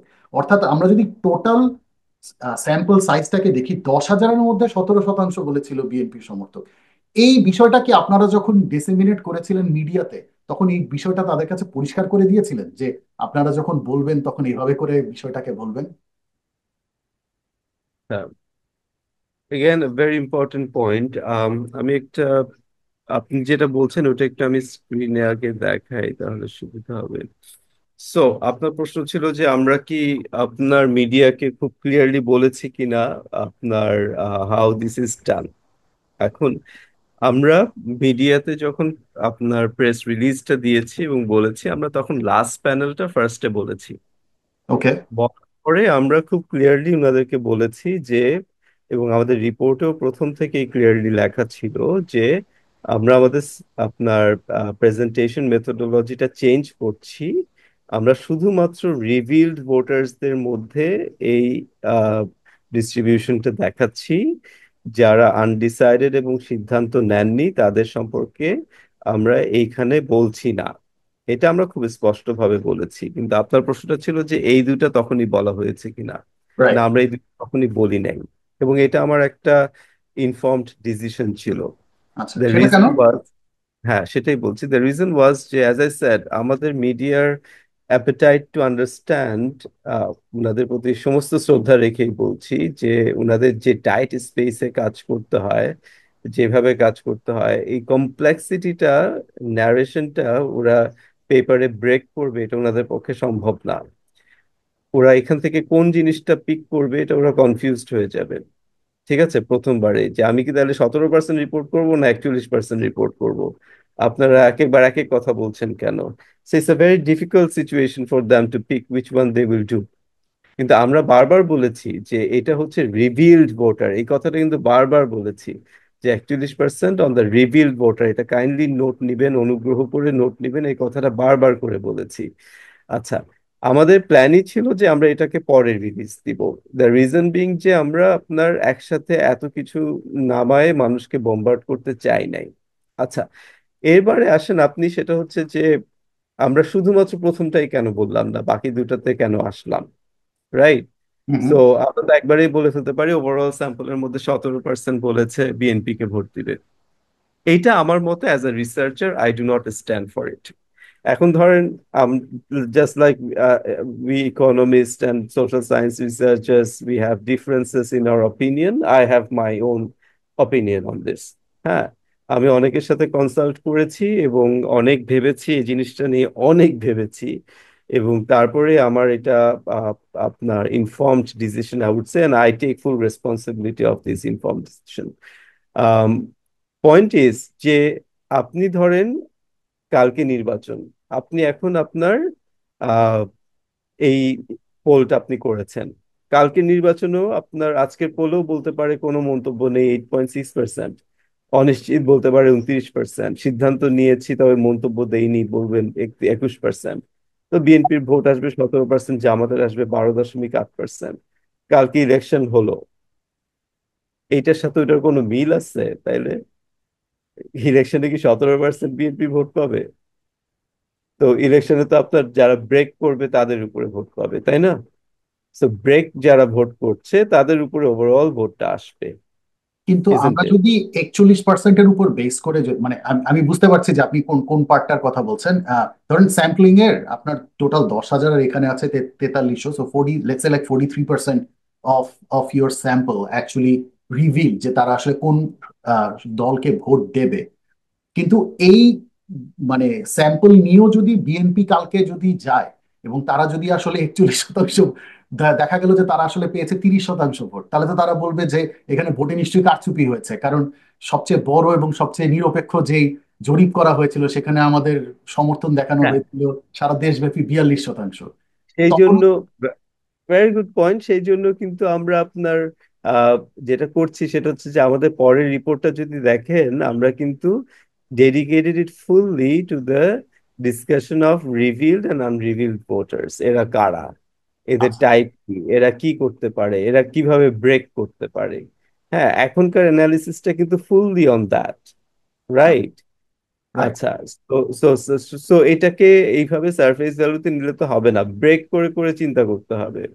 ঠিক আছে, এখন আমি প্রথমটা নিয়েও যদি কাজ করি, তাহলেও আমাকে এই বাকি যে ব্ল্যাক অংশটা দেখছেন সেটাকে তখন মানে আমাকে প্রক্সিস যেগুলো আমরা নিয়েছি ওগুলোকে ব্রেক করে কারেকশনে যাইতে হবে, অথবা যেটা আছে সেটাকে ব্রেক করে আবার নিচের দিকে আসতে হবে, আমাকে কিছু না কিছু করতেই হবে। রাইট। কারণ আদারওয়াইজ শুধু এইটা দিয়ে আমি কিন্তু কোনোভাবেই ট্রু পিকচারের কাছে যাইতে পারবো না। ব্যাপারটা বুঝতে পারছেন? And right. You are absolutely right যে এখন আমি ধরেন 41% বলছি, ব্রেক করলো, ব্রেক করার পরে ধরেন আপনার দেখা গেল বিএনপিটা কমে গেছে, হতেই পারে। এই হ্যাঁ। ডিসক্লেমার তো আমরা দিচ্ছি, রাইট? এই ডিসক্লেমার তো আমরা কনস্ট্যান্টলি দিচ্ছি। But the but my reservation to only presenting the full sample is this, যে আপনার ভোটের দিন যারা গিয়েছে সেটা যদি 10% ভোটারও টার্ন ইন করে, hmm. You're presenting the result based on the 10% who have turned in. 90% যারা টার্ন ইন করেনি তাদের উপরে তো আপনি বলতে পারেন না ভোট কি হবে না হবে। তাহলে একইভাবে আমরা মানে একটা জিনিসের উপর তাহলে অনেক বেশি জোর দেওয়া হচ্ছে যে that 10% who would show up is actually going to be within the sample of this 43%। Is that how you are looking into it? That's what I am looking into it, because actually আপনি যদি পরের আমি যদি আপনাকে আরো কিছু যেহেতু দেখাচ্ছি, আমি আপনাকে দেখাই কয়েকটা খুব ইম্পর্টেন্ট ইস্যু যেটা উড বেনিফিট আওয়ার অডিয়েন্স। আর সেকেন্ড রিপোর্টটা আমরা পাবলিশ করেছি, বাট এটা আমরা আবার মিডিয়া রিলিজে যাই নাই বলে হয়তো অনেকে আহ দেখতে পারেননি বা দেখছেন না। আচ্ছা, এই স্লাইডটা দেখেন, why are the voters undecided. হ্যাঁ, হ্যাঁ। আনডিসাইডেড এবং আনরিভিলড কে আমরা ডিকোড করার চেষ্টা করেছি। জি। For the undecided unrevealed voters, right. আপনি দেখেন জেনজিদের মধ্যে আপনার সবচেয়ে বেশি, 45%। হ্যাঁ। আনরিভিলটা দেখেন, ইটস অলমোস্ট লাইক সেম। আপনি ধরে নিতে পারেন যে আনরিভিলটা আসলে কোনো ইয়ে না, এরা জাস্ট বলতে চায় না আর কি, এটাকে ধরে নেন যে রিভিলড এর মতো। ওকে। কারণ প্যাটার্ন একদম সেম, দেখতে পাচ্ছেন। এবং সেটাকেও আমি হয়তো বা মানে আপনার যে রিভিল্ড এর যে ডিস্ট্রিবিউশন সেই ডিস্ট্রিবিউশনই আমি 21%-কে ডিস্ট্রিবিউট করে দিলাম। ধরে নিতে পারেন, কারণ একদম সেম প্যাটার্ন দেখা হ্যাঁ, যাচ্ছে। এক্স্যাক্টলি। হ্যাঁ। তারপরে দেখেন পরের স্লাইডে যদি যাই, আপনার মেল ফিমেলে দেখেন, আপনার ফিমেলরা আনরিভিলড, হ্যাঁ প্রচুর। Undecided, sorry unrevealed, undecided. তারপর আনরিভিলড প্যাটার্নটা দেখেন সেম, দেখতে রাইট। পাচ্ছেন। আচ্ছা, তারপরে দেখেন আরবান ভার্সেস রুরালে, আপনার আরবান ইজ আপনার আনডিসাইডেড আ লট। রাইট। আচ্ছা, তারপরে দেখেন আপনার রিলিজিয়ন বেস যদি যাই, মাইনরিটি গ্রুপস আর আনডিসাইডেড আ লট। রাইট। আপনি যদি দেখেন যে ডুয়েলিং বেস, অকুপেশনাল ডুয়েলিং কে যদি অকুপেশনের প্রক্সি হিসেবে নেই, হ্যাঁ। আপনার আনডিসাইডেড ইজ মোস্টলি, দেখেন পাকা, মানে হচ্ছে ওয়েলথ ক্লাস। হ্যাঁ। হ্যাঁ। আচ্ছা, এথনিসিটিতেও মাইনরিটি গ্রুপস আর আনডিসাইডেড, রাইট। রাইট। আচ্ছা, এবার দেখেন অকুপেশনাল গ্রুপসে যদি যান, দেখেন আপনার আপনার আনডিসাইডেড কারা, হু আর দ্য আনডিসাইডেড ভোটার্স। নোতে যদি যান আপনার দেখবেন যে আহ ইয়েতে কি বলে, স্টুডেন্ট স্টুডেন্টদের গভর্নমেন্ট আমি জব। দেখতে পাচ্ছি প্রায় 37% বলছে যে। হ্যাঁ, স্টুডেন্টদের মধ্যে 37% দেখেন আনডিসাইডেড, গভর্নমেন্ট জব আনডিসাইডেড। হ্যাঁ, ইউ সি যে আনডিসাইডেড ভোটার্স দের একটা মেজর অংশ স্টুডেন্টস। এটার কি একটা বড় কারণ যে তারা হয়তো বা ওয়েট করছিল যে এই যে যারা এই জুলাই অভ্যুত্থানে সামনের দিকে ছিল, আমরা তো তাদেরকে জেনারেলাইজ করে ছাত্র বলি, যে তাদের কোন পলিটিক্যাল পার্টি আসছে, তারা কিভাবে করে আসলে তাদের পলিটিক্যাল ডিসিশন গুলো দিচ্ছে। আরবান সেক্টর গুলি যেহেতু তখন আসলে সবচেয়ে বেশি মানে ব্লাডিয়েস্ট কনফ্লিক্ট গুলো দেখেছে, they are also kind of like waiting and they are pretty much also on the side line, যে দেখি আগে ছাত্ররা অথবা এই নিউ জেনারেশন কি ধরনের একটা পলিটিক্যাল সিস্টেম নিয়ে আসে অথবা পলিটিক্যাল পার্টি নিয়ে আসে। Do you think like that pretty much had a lot to do with it? Well, I will let the data talk and you will be surprised. ওকে। দেখেন আপনার জেনজি রাইট। কেন undecided, হ্যাঁ। 13% বলছে I am not thinking about the political election. Right. 10.3% বলছে I do not trust main stream political parties. মানে establish political main স্ট্রিমের কথা বলছে, BNP, Awami League, হ্যাঁ, এদের কথা। হ্যাঁ। রাইট। তারপরে বলছে I do not see any alternative political parties. Right. তো এখানে আপনার অ্যারাউন্ড 30% আসতেছে হচ্ছে এই মুহূর্তে অ্যাপাথেটিক, হ্যাঁ, দ্য জেনজিস। রাইট। তো আপনার বেসিক্যালি যে আপনি যে আনডিসাইডেড এন্ড আনরিভিলড এর কথা বলছেন, ভোটের দিনে এই ইলেকশনে কি আসলে আপনার 90% টার্ন ইন হবে? লেটস সে হিস্টোরিক্যালি তো অবশ্য বলা যায় না, আগের ইলেকশন গুলিকে তো মানে অতটাই ওই history. Yeah, there is a huge enthusiasm among yeah. people. Yeah. Huge enthusiasm among people. I would have thought that 90% earning hobby, but a situation will tell us. But at least at this point in time, the data shows যে আপনার at least আপনার 1/5 of the voters are still মানে apathetic about the vote. Right.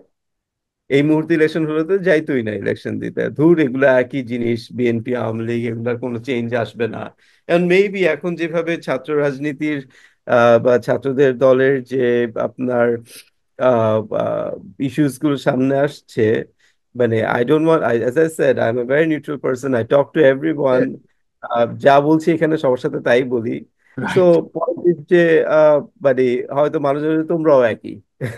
তো তাইলে so point is যে আমি যে জায়গাটা থেকে ব্যাখ্যা করতে চাচ্ছি আম, সেটা হচ্ছে যে আই ফেল্ট যে আনডিসাইডেড এবং আনরিভিলড এগুলাকে একই প্যানেলে রেখে আমি যদি 17% 16% এটা বলি, এটার সাথে ভোটিং ডেজ রিয়ালিটিস এর সাথে আকাশ পাতাল তফাৎ হবে, এবং এটা কোনো এই সার্ভেটার কোনো মূল্যই নাই সেই ক্ষেত্রে। ওকে, so but by presenting it in this segregation that we have done now, there is value. আচ্ছা, এবং আমি এটাও বলতে চাই যে it was a strategic choice, and I would say যে this strategic choice really have made an impact. কারণ আপনার আমরা যখন সেপ্টেম্বরে যখন আমাদের ফার্স্ট পোলটা দিয়েছিলাম, আমরা তখন সব একই প্যানেলে রেখে দেখিয়েছি। তখন ওই জামাত বিএনপি আওয়ামী লীগ সবাই স্ট্যান্ডার্ড হয়ে 13%, 16%, 12%, 10%, 6%-এ নেমে আসছিল। হ্যাঁ। ওকে, মিডিয়া তো এটা বুঝতেই পারে নাই, দে রিজেক্টেড ইট। এর কিভাবে হয়, 16% ভোট হয় নাকি? হ্যাঁ, বিআইজিডি ডিড দ্য সেম, 16% আসছে আমাদের মতো। ওকে। সবাই এটা কিভাবে হয়, BNP and all they rejected it. কেউ ওই প্রসঙ্গে যাই নাই যে who are the undecided voters, who are the unrevealed voters, কোয়েশ্চেনটাই করে নাই আমাদেরকে। আমরা আনপ্যাকে তো যাব দূরের কথা। হ্যাঁ, আমি মনে করি যে where we are successful now is যে because of this huge discussion that we have had, যে we now are in a position to say যে exactly this is what is the issue, ইয়া। যে so next round থেকে আমরা এখন যেহেতু এডুকেশনটা হয়ে গেছে, অ্যাওয়ারনেসটা হয়ে গেছে, now I would reveal all three on the same panel এবং একই সাথে রিলিজ করবো, বিকজ অ্যাপেটাইটটা ক্রিয়েট হয়েছে এখন। Right. It is a moving game. Yeah. আমি একসাথে সবাইকে ওভারওয়েলম করতে চাই নাই, এবং we have release this data and we have release this information to everyone. হ্যাঁ। পলিটিক্যাল পার্টিগুলোকেও দেওয়া হয়েছে, I know that they are really এই বিশেষ করে এইটা পাবলিকের কাছে খুব একটা যায় নাই, কিন্তু এইটা কিন্তু আপনার স্ট্র্যাটেজিক থিঙ্কিং প্রসেসে গেছে, and they are really, really getting into the meat of it. Yeah, absolutely. Because that was one of the thing that I was kind of like interested to know, right? And that's why the question. So that's great. Like it looks like we would have to do another round of these discussions later on. Uh, এখানে তাহলে আচ্ছা, we are pretty much looking at another set of statistics based on occupation now. এইটা That's আমরা যেটা বলেছি এটাকে yeah. এটাকে একটা পিঞ্চ অফ সল্ট দিয়ে দেখতে হবে, কারণ এটা ডিরেকশন দেখায় কিন্তু স্ট্যাটিস্টিক্যাল সিগনিফিকেন্স দেখায় না, কারণ sample size is low by occupational groups. So এইখানে দেখেন কেন আনডিসাইডেড, এটার একটা মেজর রিজন হচ্ছে সব জায়গায় কনসিস্টেন্টলি আসতেছে not sure who the candidate will be. Right. আচ্ছা, এখানে ইট উইল বি আপনার, এখানে কয়েকটা নুয়ান্সেস আসবে আপনার, সেটা হচ্ছে যে আম, আমরা আপনার যখন সার্ভেটা হচ্ছে, সো অ্যাজ আমি আপনাকে আনঅফিসিয়ালি আগে বলছিলাম যে typically what I do is এই ধরনের কাজে আমি নিজেও ফিল্ডে থাকি, Right. কিছু পজিটিভ কথা বলি, বোঝার চেষ্টা করি। তো এবার এটা সম্ভব হয় নাই, তো বাট আমি যেটা করেছি যে ইনুমারেটরসদেরকে নিয়ে we had long discussions over zoom যে কি হচ্ছে। আচ্ছা। আমরা যেটা শুনতে পেয়েছি যে একটা পার্টিকুলার দল আপনার তারা অলরেডি তাদের এলাকায় ক্যান্ডিডেট ঘোষণা দিয়ে দিয়েছে মোরলেস। বাপরে বাপ। অন্য দলগুলো এখনো ওই ক্যান্ডিডেট কে হবে না হবে দলাদলি চলছে, সো দ্যাট ইজ আচ্ছা। Really effecting people's choice. Interesting. মানুষ জানতে চায় যে তার ক্যান্ডিডেটটা কে। এটা কি এবং আরবান এলাকাতে না রুরাল এলাকাতে বেশি ভাই? রুরালে রুরালে হ্যাঁ, সেটাই চিন্তা করছিলাম। হ্যাঁ। So, who the candidate will be, it is a major, major issue. এবং we have been requesting the political parties, যে ভাই, don't make this delay. At least one or two or three, name them. Right. হ্যাঁ, মানে introduce them. এটা একটা major issue হয়ে যাবে আগামী ইলেকশনে, কারণ যারা আপনার অলরেডি বলে দিচ্ছে কে হবে, সে অলরেডি ক্যাম্পেইন করছে, কথা বলছে, ঘরে ঘরে যাচ্ছে, অন্যরা এখনো আপনার যদি মানে বিজনেস কন্ট্রোল এন্ড এটসেট্রা এগুলা নিয়ে থাকে, তাহলে তো আপনার ডিফিকাল্ট, এবং if they are in confusion. আচ্ছা, এটা একটা মেজর ইস্যু। আমরা একটা প্রক্সি হিসেবে রেখেছিলাম আওয়ামী লীগের পার্টিসিপেশন কতটা এফেক্ট করতে পারে। ওকে। তো দেখেন, I do not see any alternative political parties, uh you'd be surprised যে 6.2% of the students have said that. Sorry, no, I don't know if my favorite party will participate in the election. এটা স্টুডেন্টদের ক্ষেত্রে কম। C, government job এখানে এটা বেশি, retailers এদের মধ্যে বেশি, ফার্মার্সদের মধ্যে বেশি। This is basically proxy to Awami League. আচ্ছা, এই প্রক্সিটা আমি যদি আপনাকে আরেকটা গ্রুপে দেখাই কি হয়, দেখেন। দেখেন, by age group I do not see any alternative political parties, না এই যে I I don't don't if my, know if my favorite এটা party will দেখেন participate. মিলেনিয়ালসদের মধ্যে এবং জেনেক্সদের মধ্যে এবং বুমার্সদের মধ্যে এই গ্রুপটা বেশি। সো দিস যা- আর দ্য, যারা ধরে মেইনলি আওয়ামী এটা লীগের হচ্ছে, টার্গেট অডিয়েন্স ছিল আর কি। Exactly, so this are the, ধরে নিতে পারেন এটাই হচ্ছে আপনার আওয়ামী লীগ যারা আসবে। হ্যাঁ, আমরা কিছু মেশিন লার্নিং দিয়ে কিছু এক্সারসাইজেস করছি এই মুহূর্তে ইয়েল ইউনিভার্সিটিতে actually. Okay. So to find out এটা এগুলা দিয়ে কোনো ব্রেকটা করা যায় কিনা, ওই ডিসাইডেড আনডিসাইডেড এর প্যাটার্নসটা কিভাবে রিভিল করা যায়। রাইট। So, এবং already another data scientists have fully looked into our data, and বললাম না যে অনেকে আমাদের ডেটা সেটটা নিয়ে পুরোপুরি একাডেমিক কম্পিটিশনে চলে গেছে, এবং I am very much tempted now despite my low time যে একটা Q1 জার্নাল করেই ফেলি। Why not? আচ্ছা। তো তো হ্যাঁ, large data set, so why not? হ্যাঁ, হ্যাঁ। আরেকটা ইন্টারেস্টিং জিনিস যেটা, সেটা হচ্ছে গিয়ে যে এবার একটু প্রশ্নগুলির দিকে আসি আমরা। আসলে এখন আলোচনার মানে let's let's come to the meat of it, which really excited me. একটা জিনিস যেটা মানে আপনাদের যেমন প্রথম প্রশ্নটা ছিল হচ্ছে গিয়ে যে, আমি যদি প্রশ্ন হিসাবে বলি যে অন্তর্বর্তীকালীন সরকারের কাছে জনগণের প্রত্যাশা কি, এখানে আমার একটা প্রশ্ন আছে। যেমন আমরা এখানটাতে দেখেছি যে সবচেয়ে বড় যে তিনটা বিষয় আসছে, মূল্য বৃদ্ধি নিয়ন্ত্রণ, আইন শৃঙ্খলার উন্নতি, কর্মসংস্থান বৃদ্ধি, এই ক্ষেত্রে রুবাইয়াত কিভাবে করে আসলে তাদেরকে দেওয়া হয়েছিল? তাদেরকে কি মানে মাল্টিপল চয়েস করে বলা হয়েছে যে আপনার টপ তিনটা কি, সেটা আপনি এখান থেকে চয়েস করেন, এইভাবে করে? হ্যাঁ, আমি আপনাকে দেখাই কোয়েশ্চেনটা, তাইলে ভালো হয়। That will be fantastic. As I said, everything is open for everyone. So, মানুষজন আহ,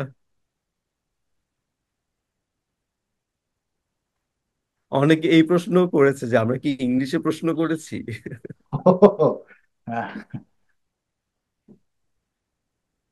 মানে আমাদের আসলে মানে রিসার্চ ইয়ে সম্পর্কে আসলে অনেক স্কেপটিসিজম। অ্যাবসলিউটলি, যেটা আমরা শুরুতেই একটু বলছিলাম যে আমাদের আসলে তো মানে বিষয়গুলি তো সবসময় চেরি পিকিং করে করা হয়। সো এই দেখেন, আচ্ছা। কোয়েশ্চেনটা দেখেন, আপনিই পড়েন। ক্ষমতা পেল তখন এই সরকারের কাছে আপনার আকাঙ্ক্ষা বা চাহিদা কি কি ছিল? আচ্ছা, জুলাই অভ্যুত্থানের গণহত্যার। না, পরেরটা পড়তে হবে তো। ম্যাক্স 3 রেসপন্স ইয়া। শোনাতে হবে। হ্যাঁ। সো তো তিনটা পর্যন্ত আর কি সবাই তাহলে এখানটাতে আপনাকে মানে সিলেক্ট করে দিতে পারছে আর কি। সে সর্বোচ্চ প্রথমে ইনুমারেটর তাকে পড়ে শোনাবে। রাইট। ওকে, হ্যাঁ, হ্যাঁ। যে এই লিস্টটা সে পড়ে শোনাবে, তারপর বলবে আপনি তিনটা রেসপন্স দিবেন। আচ্ছা।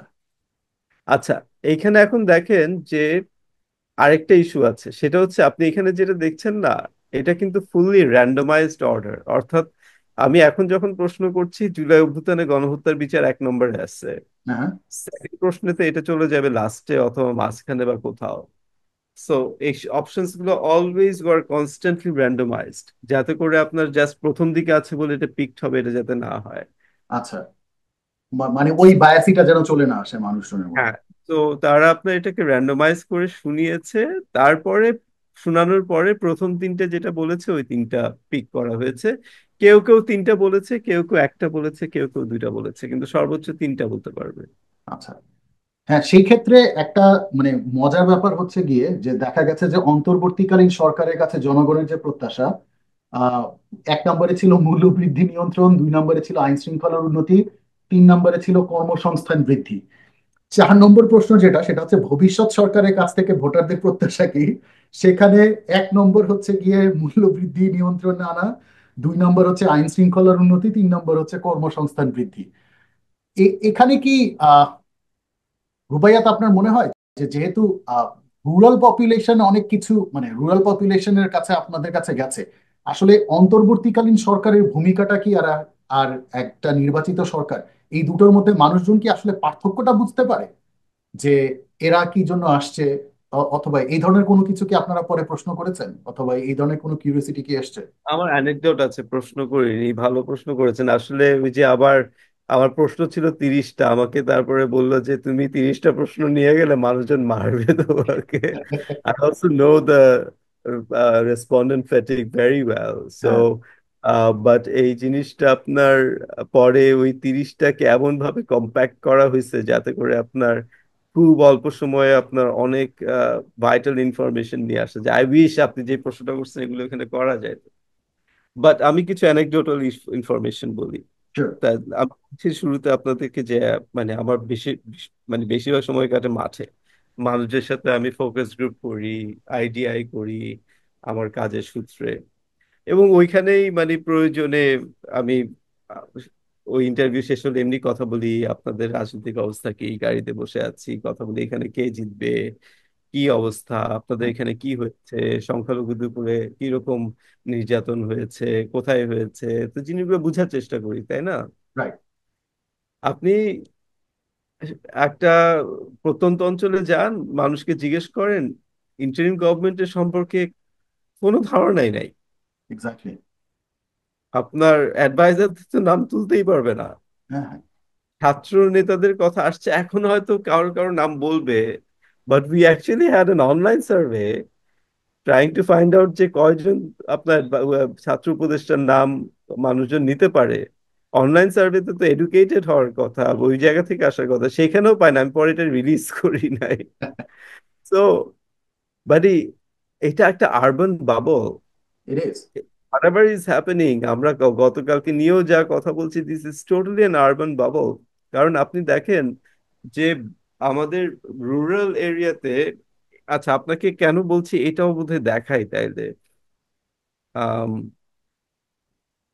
আমরা আমাদের এই সেকেন্ড রিপোর্টটা আমি অনুরোধ করব আপনার পিএলপি আপনারাও একটা প্রচার করতে পারেন। সেকেন্ড সার্ভেতে আসলে সবচেয়ে মিট কিন্তু এইটাতেই, মানুষজন আসলে কে ভোট পাবে না পাবে এটা নিয়ে এত এক্স্যাক্টলি। কনসার্ন যে আসল রিপোর্টটাই তারা খুব বেশি পড়ে নাই বা সার্কুলেটেড হয় নাই। এইটাতে আমরা দেখেছি আপনার যে ইয়েটা কিরকম হচ্ছে, কি বলে, মানুষ কোত্থেকে তথ্য সংগ্রহ করে, হ্যাঁ, কিভাবে তথ্য সংগ্রহ করে। তা আমি আপনাকে সেই ডেটাটা একটু দেখাই। সো যখন জিজ্ঞেস করি না, মানুষজন মানে কিছুই বলতে পারে না, তাদের কাছে আহ মানে এখনো অন্তর্বর্তীকালীন সরকার ভাবে পৌঁছাতে পারেনি। দেখেন, how are voters gathering information, আমরা প্রথমত একটা দেখেন এখানেও যে কত মানে হাউ উই থট, এই জায়গাটা খুব ইম্পর্টেন্ট আপনাদের জন্য। দেখেন, আমরা 5টা ডিফারেন্ট ইস্যুতে জিজ্ঞেস করেছি: politics, economics, governments performance, law and order, who to vote. কারণ আমার হাইপোথেসিস ছিল যে কাকে ভোট দিবে এই সিদ্ধান্তে social media is not going to have a strong influence. Right. আমি এই হাইপোথেসিসে কিভাবে আসলাম, you can ask. As I said, আমি তো সারাক্ষণ মাঠে থাকি, আমি মানুষকে তো জিজ্ঞেস করি। I already had a hunch যে this is what it is. দেখেন, পলিটিক্স এর ক্ষেত্রে সোশ্যাল মিডিয়া 28.1%, ইকোনমিক্স 27.1%, গভর্নমেন্টের performance 28, law and order 30, who to vote 18.30%। কাকে ভোট দিবে এই আলোচনায় social media is taking a back seat. Family members high, right. 47%। ঠিক আছে, এরপরে হাই আছে কে? ফ্যামিলি মেম্বার্স এর পরে যদি দেখি সোশ্যাল মিডিয়া, তারপরে নেইবার্স, কাছাকাছি। এখন বাংলাদেশে ভোট আসলে একটা একটা পারিবারিক সিদ্ধান্ত, এটা আপনার ইন্ডিভিজুয়াল সিদ্ধান্ত না। আমার পরিবার যাকে দিবে, খুব মানে স্বাভাবিকভাবে সেটাই দিব। অবশ্য দেখার বিষয় যে আপনার জেনজিরা ব্রেক ওরিয়েন্টেশনটা তো ছোটবেলা থেকে যদি ওইভাবে করে কথা শুনতে থাকেন একটা জেনজিরা ব্রেক করে কিনা এই কোয়েশ্চেন আপনি করবেন, জেনজিরা কি আদৌ ব্রেক করে কিনা। সেখানেও দেখেন আপনি যদি জেনজি ওয়াইজ ভোটে যদি ডিস্ট্রিবিউশন দেখেন, জেনজিরা কিন্তু ওদের মধ্যে বৃহৎ অংশ কিন্তু বিএনপি কেই চুজ করেছে। যদিও জেনজিদের একটা বৃহৎ অংশ স্টুডেন্ট পার্টিকে চুজ করেছে, কিন্তু তাদের মধ্যে সর্বাধিক বিএনপি কেই চুজ করছে। কারণ ওইটা কিন্তু ওই যে ফ্যামিলি রুট থেকে আসলে তো বিএনপি কে দেখেই নাই। ও তো 15 বছর তো বিএনপি রাজনীতি দেখে নাই। ওর কাছে একটা মিথ। ও যখন বাচ্চা, তো মানে আমার ছোট বাচ্চা যে এখনো আপনার মানে কিছুই জানে না ওয়ার্ল্ড ভিউজ, সে তো তার বয়সী ছিল, সেও বিএনপি কে চুজ করছে মানে কি? তার মানে হচ্ছে ফ্যামিলি চয়েস, রাইট? তো দেখেন সোশ্যাল মিডিয়া বাবলটা এইটা, আমি একটু এটাকে আরেকটু ভাগি দেখি। আহ দেখেন হোম টু ভোট এই জায়গাটায় যদি যান, হুম। দেখেন সোশ্যাল মিডিয়া, এবার দেখেন হোম টু ভোট এই কোয়েশ্চেনে জেনজিরা কিন্তু সোশ্যাল মিডিয়াকে পিক করছে মোর দ্যান আদার গ্রুপস। রাইট। তার মানে জেনজিদের মধ্যে কিন্তু একটা ইনফ্লুয়েন্স হবে সোশ্যাল রাইট। মিডিয়ার মাধ্যমে, যদিও family still high, but still এটাতে একটা এফেক্ট হবে। আরেকটা দেখেন urban to rural on home to vote, হ্যাঁ সরি হোম টু ভোট না, আরে আচ্ছা, আরবান টু রুরাল বিভিন্ন ডায়নামিক্সে দেখেন, পলিটিক্স ইকোনমিক্স বিভিন্ন জায়গায় দেখেন। সোশ্যাল মিডিয়াতে যদি আসি, দেখছেন রুরালে কমে গেল। রাইট। এবং অ্যাজ এ সেড আমাদের মার্জিন অফ এরর কিন্তু around plus minus 1.68 1.75, which means যে এটা কখনোই কাছাকাছি হবে না। রাইট। এবং দেখেন রুরালে family members are going to make a major impact more than urban. So what I'm trying to say is যে we are really in an urban bubble because of the Facebook issue. এবং আরেকটা জিনিস আপনাকে আমি দেখাই, এরপরে আর একটু মজা পাবেন। দেখেন trusted channels by age group, দেখেন ন্যাশনাল নিউজ পেপার তলায় কেউ পড়েই না এখন। হ্যাঁ, তারপরে দেখেন আপনার video on Facebook, video on YouTube দুটা মিলায় 15%, which basically comes down next to news on private TV channels. তো প্রাইভেট টিভি চ্যানেলস কিন্তু আপনার একটা মেজর এরিয়া। কি আমি রুরাল আরবানে রেখেছি কিনা, না এখানে রাখি নেই নাকি, না হ্যাঁ আছে trusted channels urban versus rural. দেখেন আপনার আরবানে 40% টিভি, রুরালে 36%। অর্থাৎ ইনফরমেশন সোর্স হিসাবে মানুষজন প্রাইভেট টিভি চ্যানেলগুলিকে দেখছে অনেক বেশি, অনেক বেশি। এবং Absolutely, এবং they are going to be a major influencing factor. So এই ফেসবুক কেন্দ্রিক যে আমাদের যে এত আপনার নয়েজ, এটা রাইট। আসলে is not going to help. এবং এনসিপি কে মানে এনসিপির প্রতি সাজেশন আসলে সেটা হচ্ছে যে please go beyond Facebook. NCP almost ফেসবুকের মাধ্যমে মনে করছেন যে হয়তো সবকিছু তাদের মতো হয়ে যাচ্ছে, মানুষজন তাদেরকে চিনছে, আসলে কিন্তু সেটা না। বাংলাদেশের মানুষ এখনো আপনার শুধুমাত্র ফেসবুক, ইমো, টিকটক এগুলোর মাধ্যমেই কিন্তু ইনফরমেশন গ্যাদার করছে না। ট্রেডিশনাল মিডিয়ার একটা রোল আছে, ফ্যামিলির একটা রোল আছে। ওরা যে একটা গ্রামে আসলে এখনো নির্বাচনী আলোচনা কিভাবে হয়, টঙে বসে হয়, একটা চায়ের দোকানে বসে হয়, সেই চায়ের দোকানে টেলিভিশনে নিউজ চলছে। এবার আপনি মিলাতে পারছেন জিনিসটা? একটা ছায়াছবি চলছে, তারপরে একটা টেলিভিশন নিউজ চলছে, সেই টেলিভিশন নিউজে কি হচ্ছে সেটা নিয়ে আলোচনা করছে ওরা, তাই না? হ্যাঁ, সেখানে কয়জন আর আপনার স্মার্টফোনে ফেসবুকে কি বলছে সেটা নিয়ে কথা বলছে। ইন্টারেস্টিং। আচ্ছা, এখানে একটা প্রশ্ন আছে যে চাঁদাবাজি নিয়ে, এবং সেটাও আমি দেখতে পাচ্ছি যে শহরাঞ্চলের ভোটাররা যেমন বলেছে যে 47% বলেছে যে চাঁদাবাজি বৃদ্ধি পেয়েছে, কিন্তু 38%, 39%ই বলতে পারি ভোটার, গ্রামীণ ভোটাররা বলছে বৃদ্ধি পেয়েছে। এই যে একটা ডিফারেন্স দেখতে পাচ্ছি, সেটাও হয়তো বা ওই যে এক্সপেরিয়েন্সের উপরে, রাইট? কারণ আরবান এলাকাতে হয়তো বা যেসব জায়গাতে দেখতে পাচ্ছে, বাজারে অথবা মার্কেটে অথবা নিজেদের বিজনেস এরিয়াগুলিতে চাঁদাবাজি এখনো হয়তো বা সেভাবে করে দেখতে পাচ্ছে। That's why they are reacting to to their own reality. Is that kind of like a good interpretation of what you are also experiencing?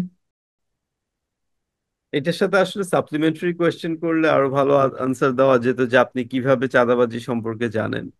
হুম হুম। তাহলে আপনি যেটা দেখতে পারতেন হয়তো, যে বেশিরভাগ বলতো যে মিডিয়া পড়ে জেনেছি। Right, exactly. এখন যদি সে সোশ্যাল মিডিয়া পড়ে জেনে থাকে, তাহলে তো আরবানে আপনার সেটা আসলে দেখতেই পাচ্ছি যে আরবানে তো হিউজ আমরা ইনফরমেশন পাচ্ছি, হ্যাঁ। রাইট? এবং রুরালে কিন্তু সেটা হয়তো ডিসেমিনেশনটা খুব উইক, এই জন্য হয়তো দেখা যাচ্ছে না। তার মানে এই না যে রুরালে হয়তো হচ্ছে না, ডিফারেন্ট পর্যায়ে হয়তো হচ্ছে। সো এটা নিয়ে ডেফিনেটিভ আনসার দেওয়া যাবে না যে কেন আরবান রুরাল ডিভাইড হচ্ছে। বাট একটা ইনফরমেশন আমি আপনাকে দেই, সেটা হচ্ছে যে যখন আমরা সার্ভেটা শুরু করি 19 তারিখে, তখন 39, মানে ইট ওয়াজ রিভার্স, অ্যারাউন্ড 39% বলেছে ইমপ্রুভ, ডিক্রিজ করেছে, হুম। আর উল্টাটা বোধহয় বলেছে ইনক্রিজ করেছে। ওকে। আর যত সার্ভেটা এগিয়েছে, পিকে গিয়ে যখন এটা যখন নর্মাল হয়েছে, তখন এটা আপনি যে ডেটা দেখেছেন। সো তো দ্য কি ডেল্টা হয়েছে, ভেরি মাচ বিকেম নেগেটিভ।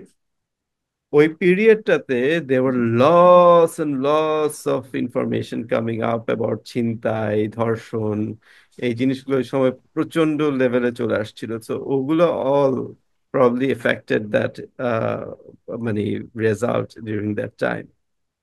এখানে আরেকটা ইন্টারেস্টিং জিনিস যেটা আমি দেখেছি সেটা হচ্ছে গিয়ে যে যেমন ভবিষ্যৎ সরকারের কাছে ভোটারদের যে প্রত্যাশা, মূল্যবৃদ্ধি নিয়ন্ত্রণে আনা, আইন শৃঙ্খলার উন্নতি, কর্মসংস্থান বৃদ্ধি, এগুলি যদিও মানে সবচেয়ে প্রথম তিনটা ছিল। ইন্টারেস্টিং ব্যাপার হচ্ছে গিয়ে যে সরকারের সেবায় দুর্নীতির হ্রাস, দুর্নীতিত অভিযোগ তদন্ত, সরকারি সেবায় প্রবেশাধিকার বৃদ্ধি, ব্যবসায়িক প্রতিষ্ঠানের জন্য উন্নত, জুলাই বিপ্লবের সময় হত্যার বিচার, পুলিশ র্যাবের মতো আইন প্রয়োগকারী সংস্থার সংস্কার। সুতরাং সংস্কারের যে বিষয়গুলো, মানে এখন যেমন একটা পলিটিক্যাল ন্যারেটিভে দেখা যাচ্ছে যে আপনারা যদি এই ডেটা গুলো যদি দেখেন, আপনাদের ডেটাকে ইউজ করে আমি দেখেছি বেশ কয়েকজন আহ, এই সোশ্যাল মিডিয়াতে বলেছে যে আপনারা এই ডেটা দেখলে দেখবেন যে কোনো সংস্কারের প্রতি মানুষের আসলে তেমন কোনো ইন্টারেস্ট নাই আসলে নির্বাচিত হলে। কিন্তু দেখা যাচ্ছে যে নির্বাচিত সরকারের কাছে কিন্তু সংস্কার জাতীয় বিষয়গুলোর ব্যাপারে কিন্তু মানুষের যথেষ্ট পরিমাণ প্রত্যাশা আছে, ঠিক না? যেটাকে যেটাকে আসলে মানে টোটালি ইগনোর করা যায় না, এবং যা উচিতও না আমার মনে হয়, যে যখন তারা এই বিষয়গুলো নিয়ে কথা বলছেন।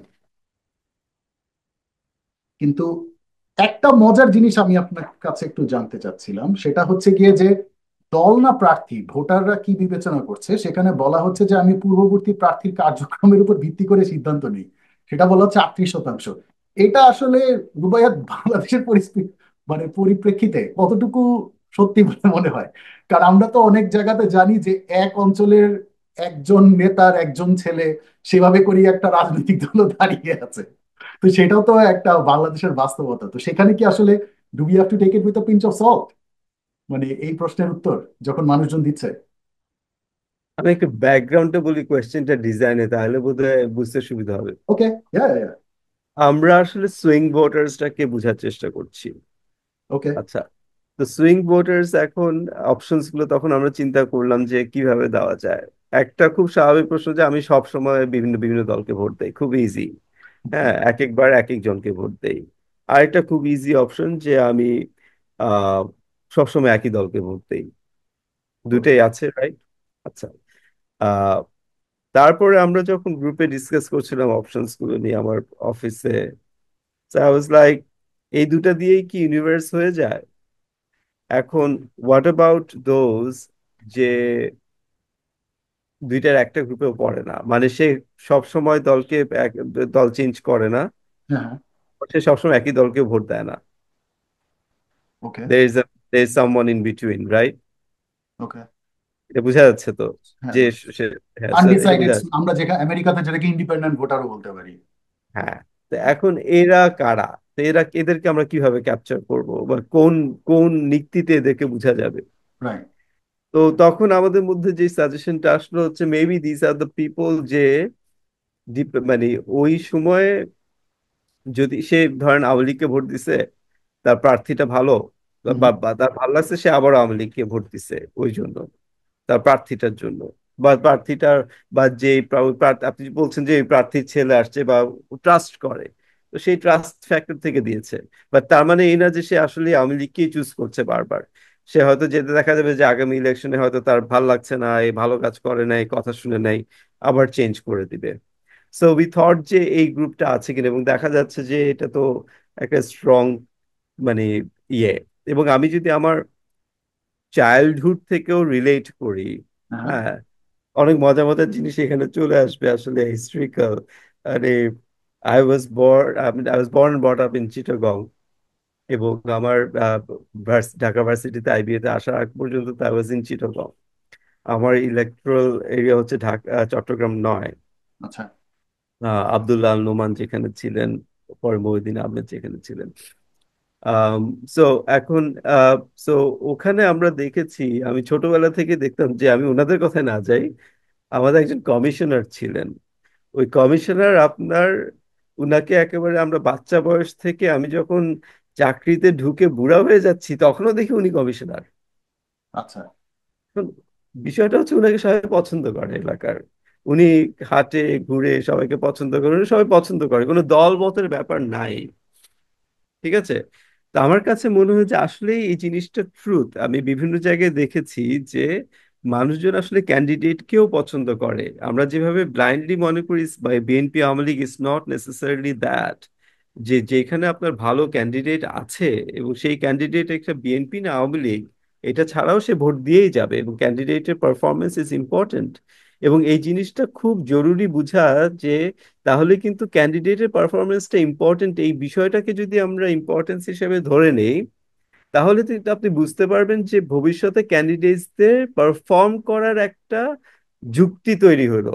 তারা আচ্ছা। বুঝলো যে আমি গাটের জোরে ভোট দিতে পারবো না, যদি ফ্রি অ্যান্ড ফেয়ার ইলেকশন হয় আমাকে পারফরমেন্স দেখাইতে হবে, তাইলে আমি জিতবো। This is what it is showing. So we right. are seeing three types of switch voters. হ্যাঁ, একটা হচ্ছে যে সে, আপনি পারফরমেন্স কি করছেন না করছেন ভাই আমি কিছু জানি না, আমি এবার আওয়ামী লীগে দিছি, আগে বিএনপিতে দেবো। এটা রাইট। একটা বড় অংশ। হ্যাঁ, আরেকটা অংশ হচ্ছে যে না, আমি একটু দেখি পারফরমেন্স কি করেছে, প্রার্থী কি করেছে, সো দ্য প্রার্থী ইজ ইম্পর্টেন্ট।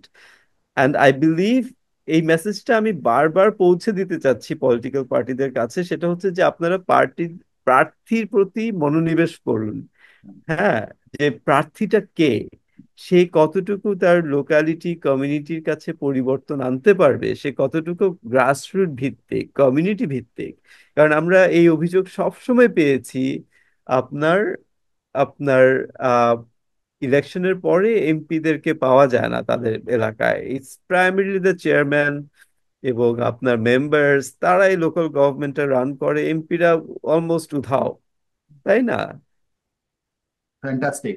এবং রুবাইয়াত খুব চমৎকার কিছু পয়েন্ট বললেন। আমরা পিএলপির পক্ষ থেকে রাজনৈতিক দলগুলোকে আহ্বান জানাবো যে আপনারা প্রার্থী হিসাবে কে কত ফান্ড আপনাদেরকে দিতে পারছে তার উপর বেস না করে প্রার্থী আসলে কি ধরনের কাজ আপনাদের জন্য করতে পারবে সেভাবে করে আপনারা না, প্রার্থীগুলোকে মেবি নট, আমি vote এই করেন। জায়গায় আরেকটা ইন্টারেস্টিং সাজেশন আছে আমার, মেবি ওয়াই নট, আপনার কে কত টাকা তুলছে, আপনার হ্যাঁ মানুষের কাছে গিয়ে টাকা তুলেন, ক্রাউড ফান্ডিং। সাধারণ মানুষদেরকে টাকা দিতে বলেন। এক্স্যাক্টলি। বা আপনার আপনার এটা কেন বিজনেস পিপল হতে হবে? হ্যাঁ। আমেরিকায় তো ভোটারদের থেকে টাকা তুলছে। অ্যাবসলিউটলি। আমি আমি ইনফ্যাক্ট আমি যদি দাঁড়াই, আমি রাস্তায় গিয়ে দাঁড়ায় যাবো, বলবো যে আমাকে টাকা দিবেন, আমি রাজনীতি করব।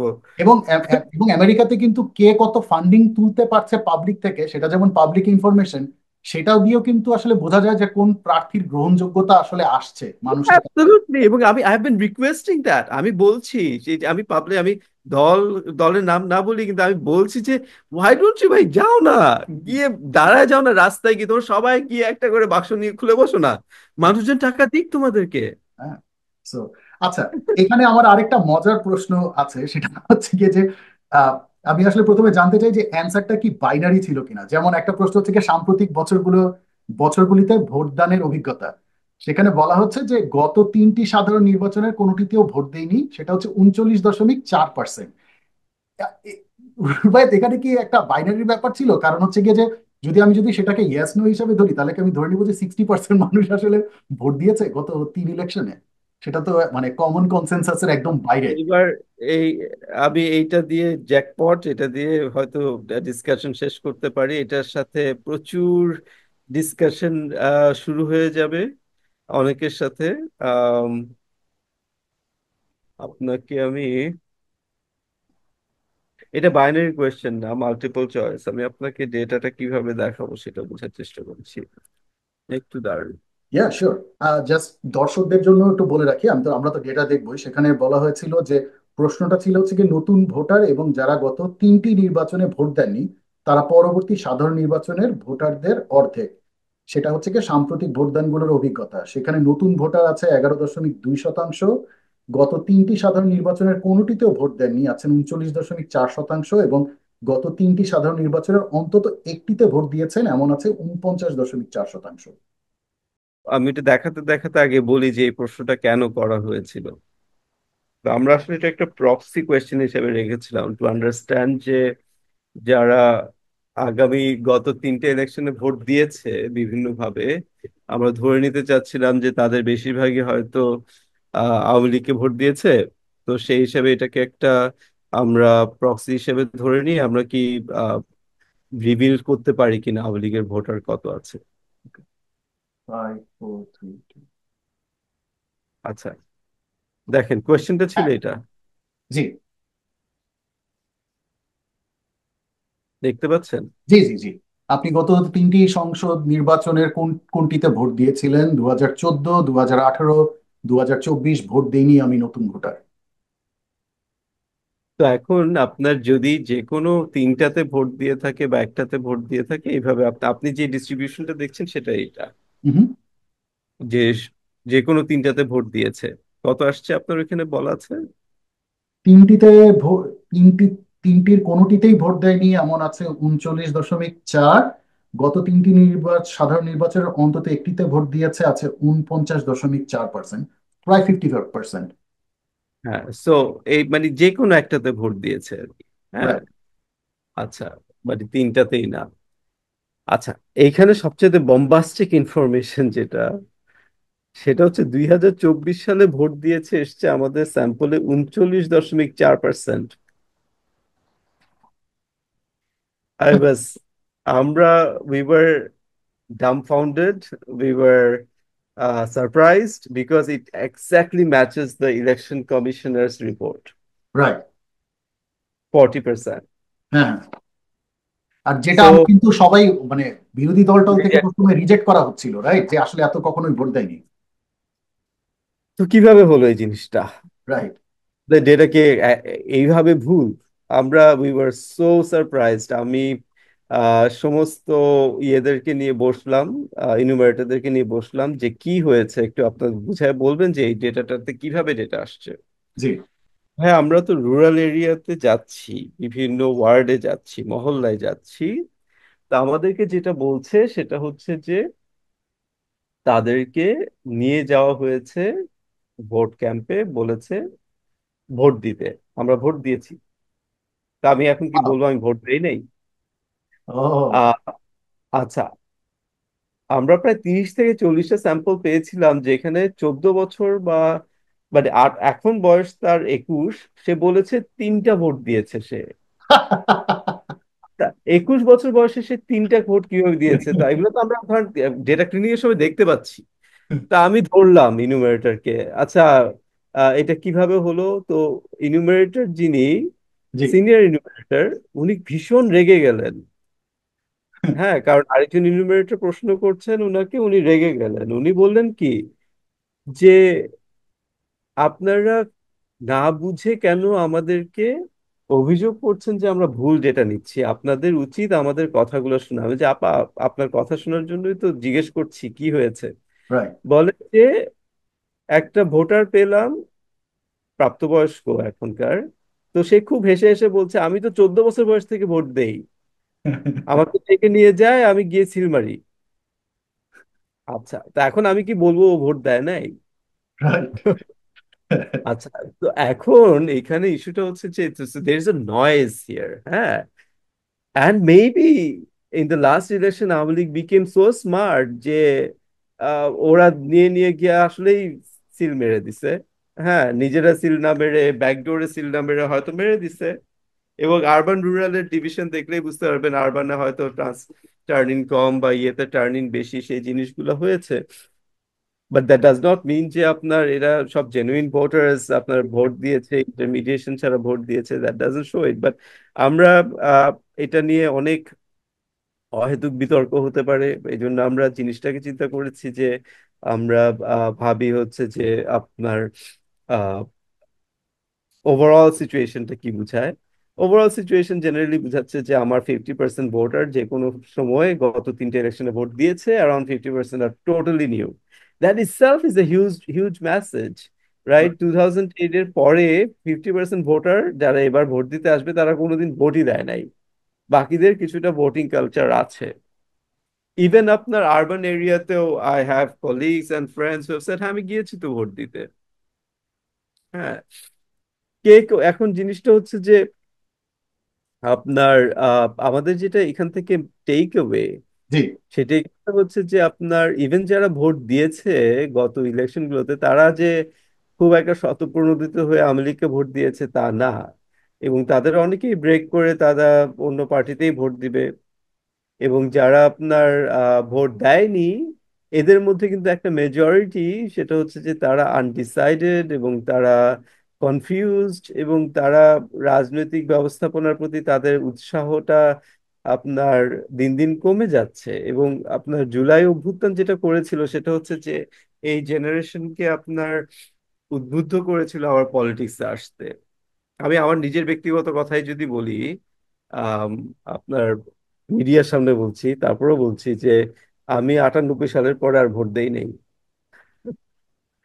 তো রিজন হচ্ছে যে আই ওয়াজ সো ফ্রাস্ট্রেটেড, যে আমি মনে করেছি যে আমি যেই ভোটই দেই ও গিয়ে আপনার দেশে দুর্নীতি করবে, দেশ লুটপাট করে খাবে, এবং আমার ভোট বেসিক্যালি একটা দুর্নীতিবাজকে একটা আইডেন্টিটি দিল তার দুর্নীতি করার।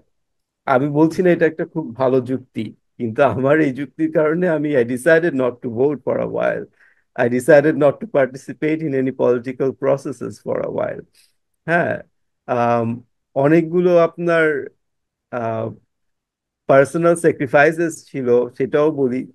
যেমন working in this kind of a space, গত আপনার 16 বছরের রেজিমে আমরা we avoided working with the government directly. গভর্নমেন্টের সাথে কোনো কাজ থাকলেও আমি পার্সোনালি কখনো দেখা যাবে না আমার কোনো ছবি নাই, আমি কারোর কাছ থেকে কোনো অ্যাওয়ার্ড নেই নাই, কিচ্ছু নিতে রাইট। চাই নাই। He was always like I had a very কি বলবো informed decision যে I don't want to be associated with a government that I do not really subscribe to, এবং সেটা ফিউচারও হতে পারে। I'm saying this because আমাদের পজিশনটা ক্লিয়ার করতে চাচ্ছি যে we come from the position of supporting Bangladesh's reform, and whoever is working on this reform, they have our support.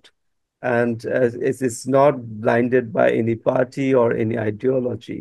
It's blinded by the objective that we want to support Bangladesh's reform and growth. So having sad that, যে কথাটাই ছিলাম যে এই যে আমার মতো অনেকেই কিন্তু নির্বাচন ব্যবস্থা, নির্বাচন রাজনীতি এগুলো নিয়ে কিন্তু আমরা আশাহত হয়ে গিয়েছিলাম।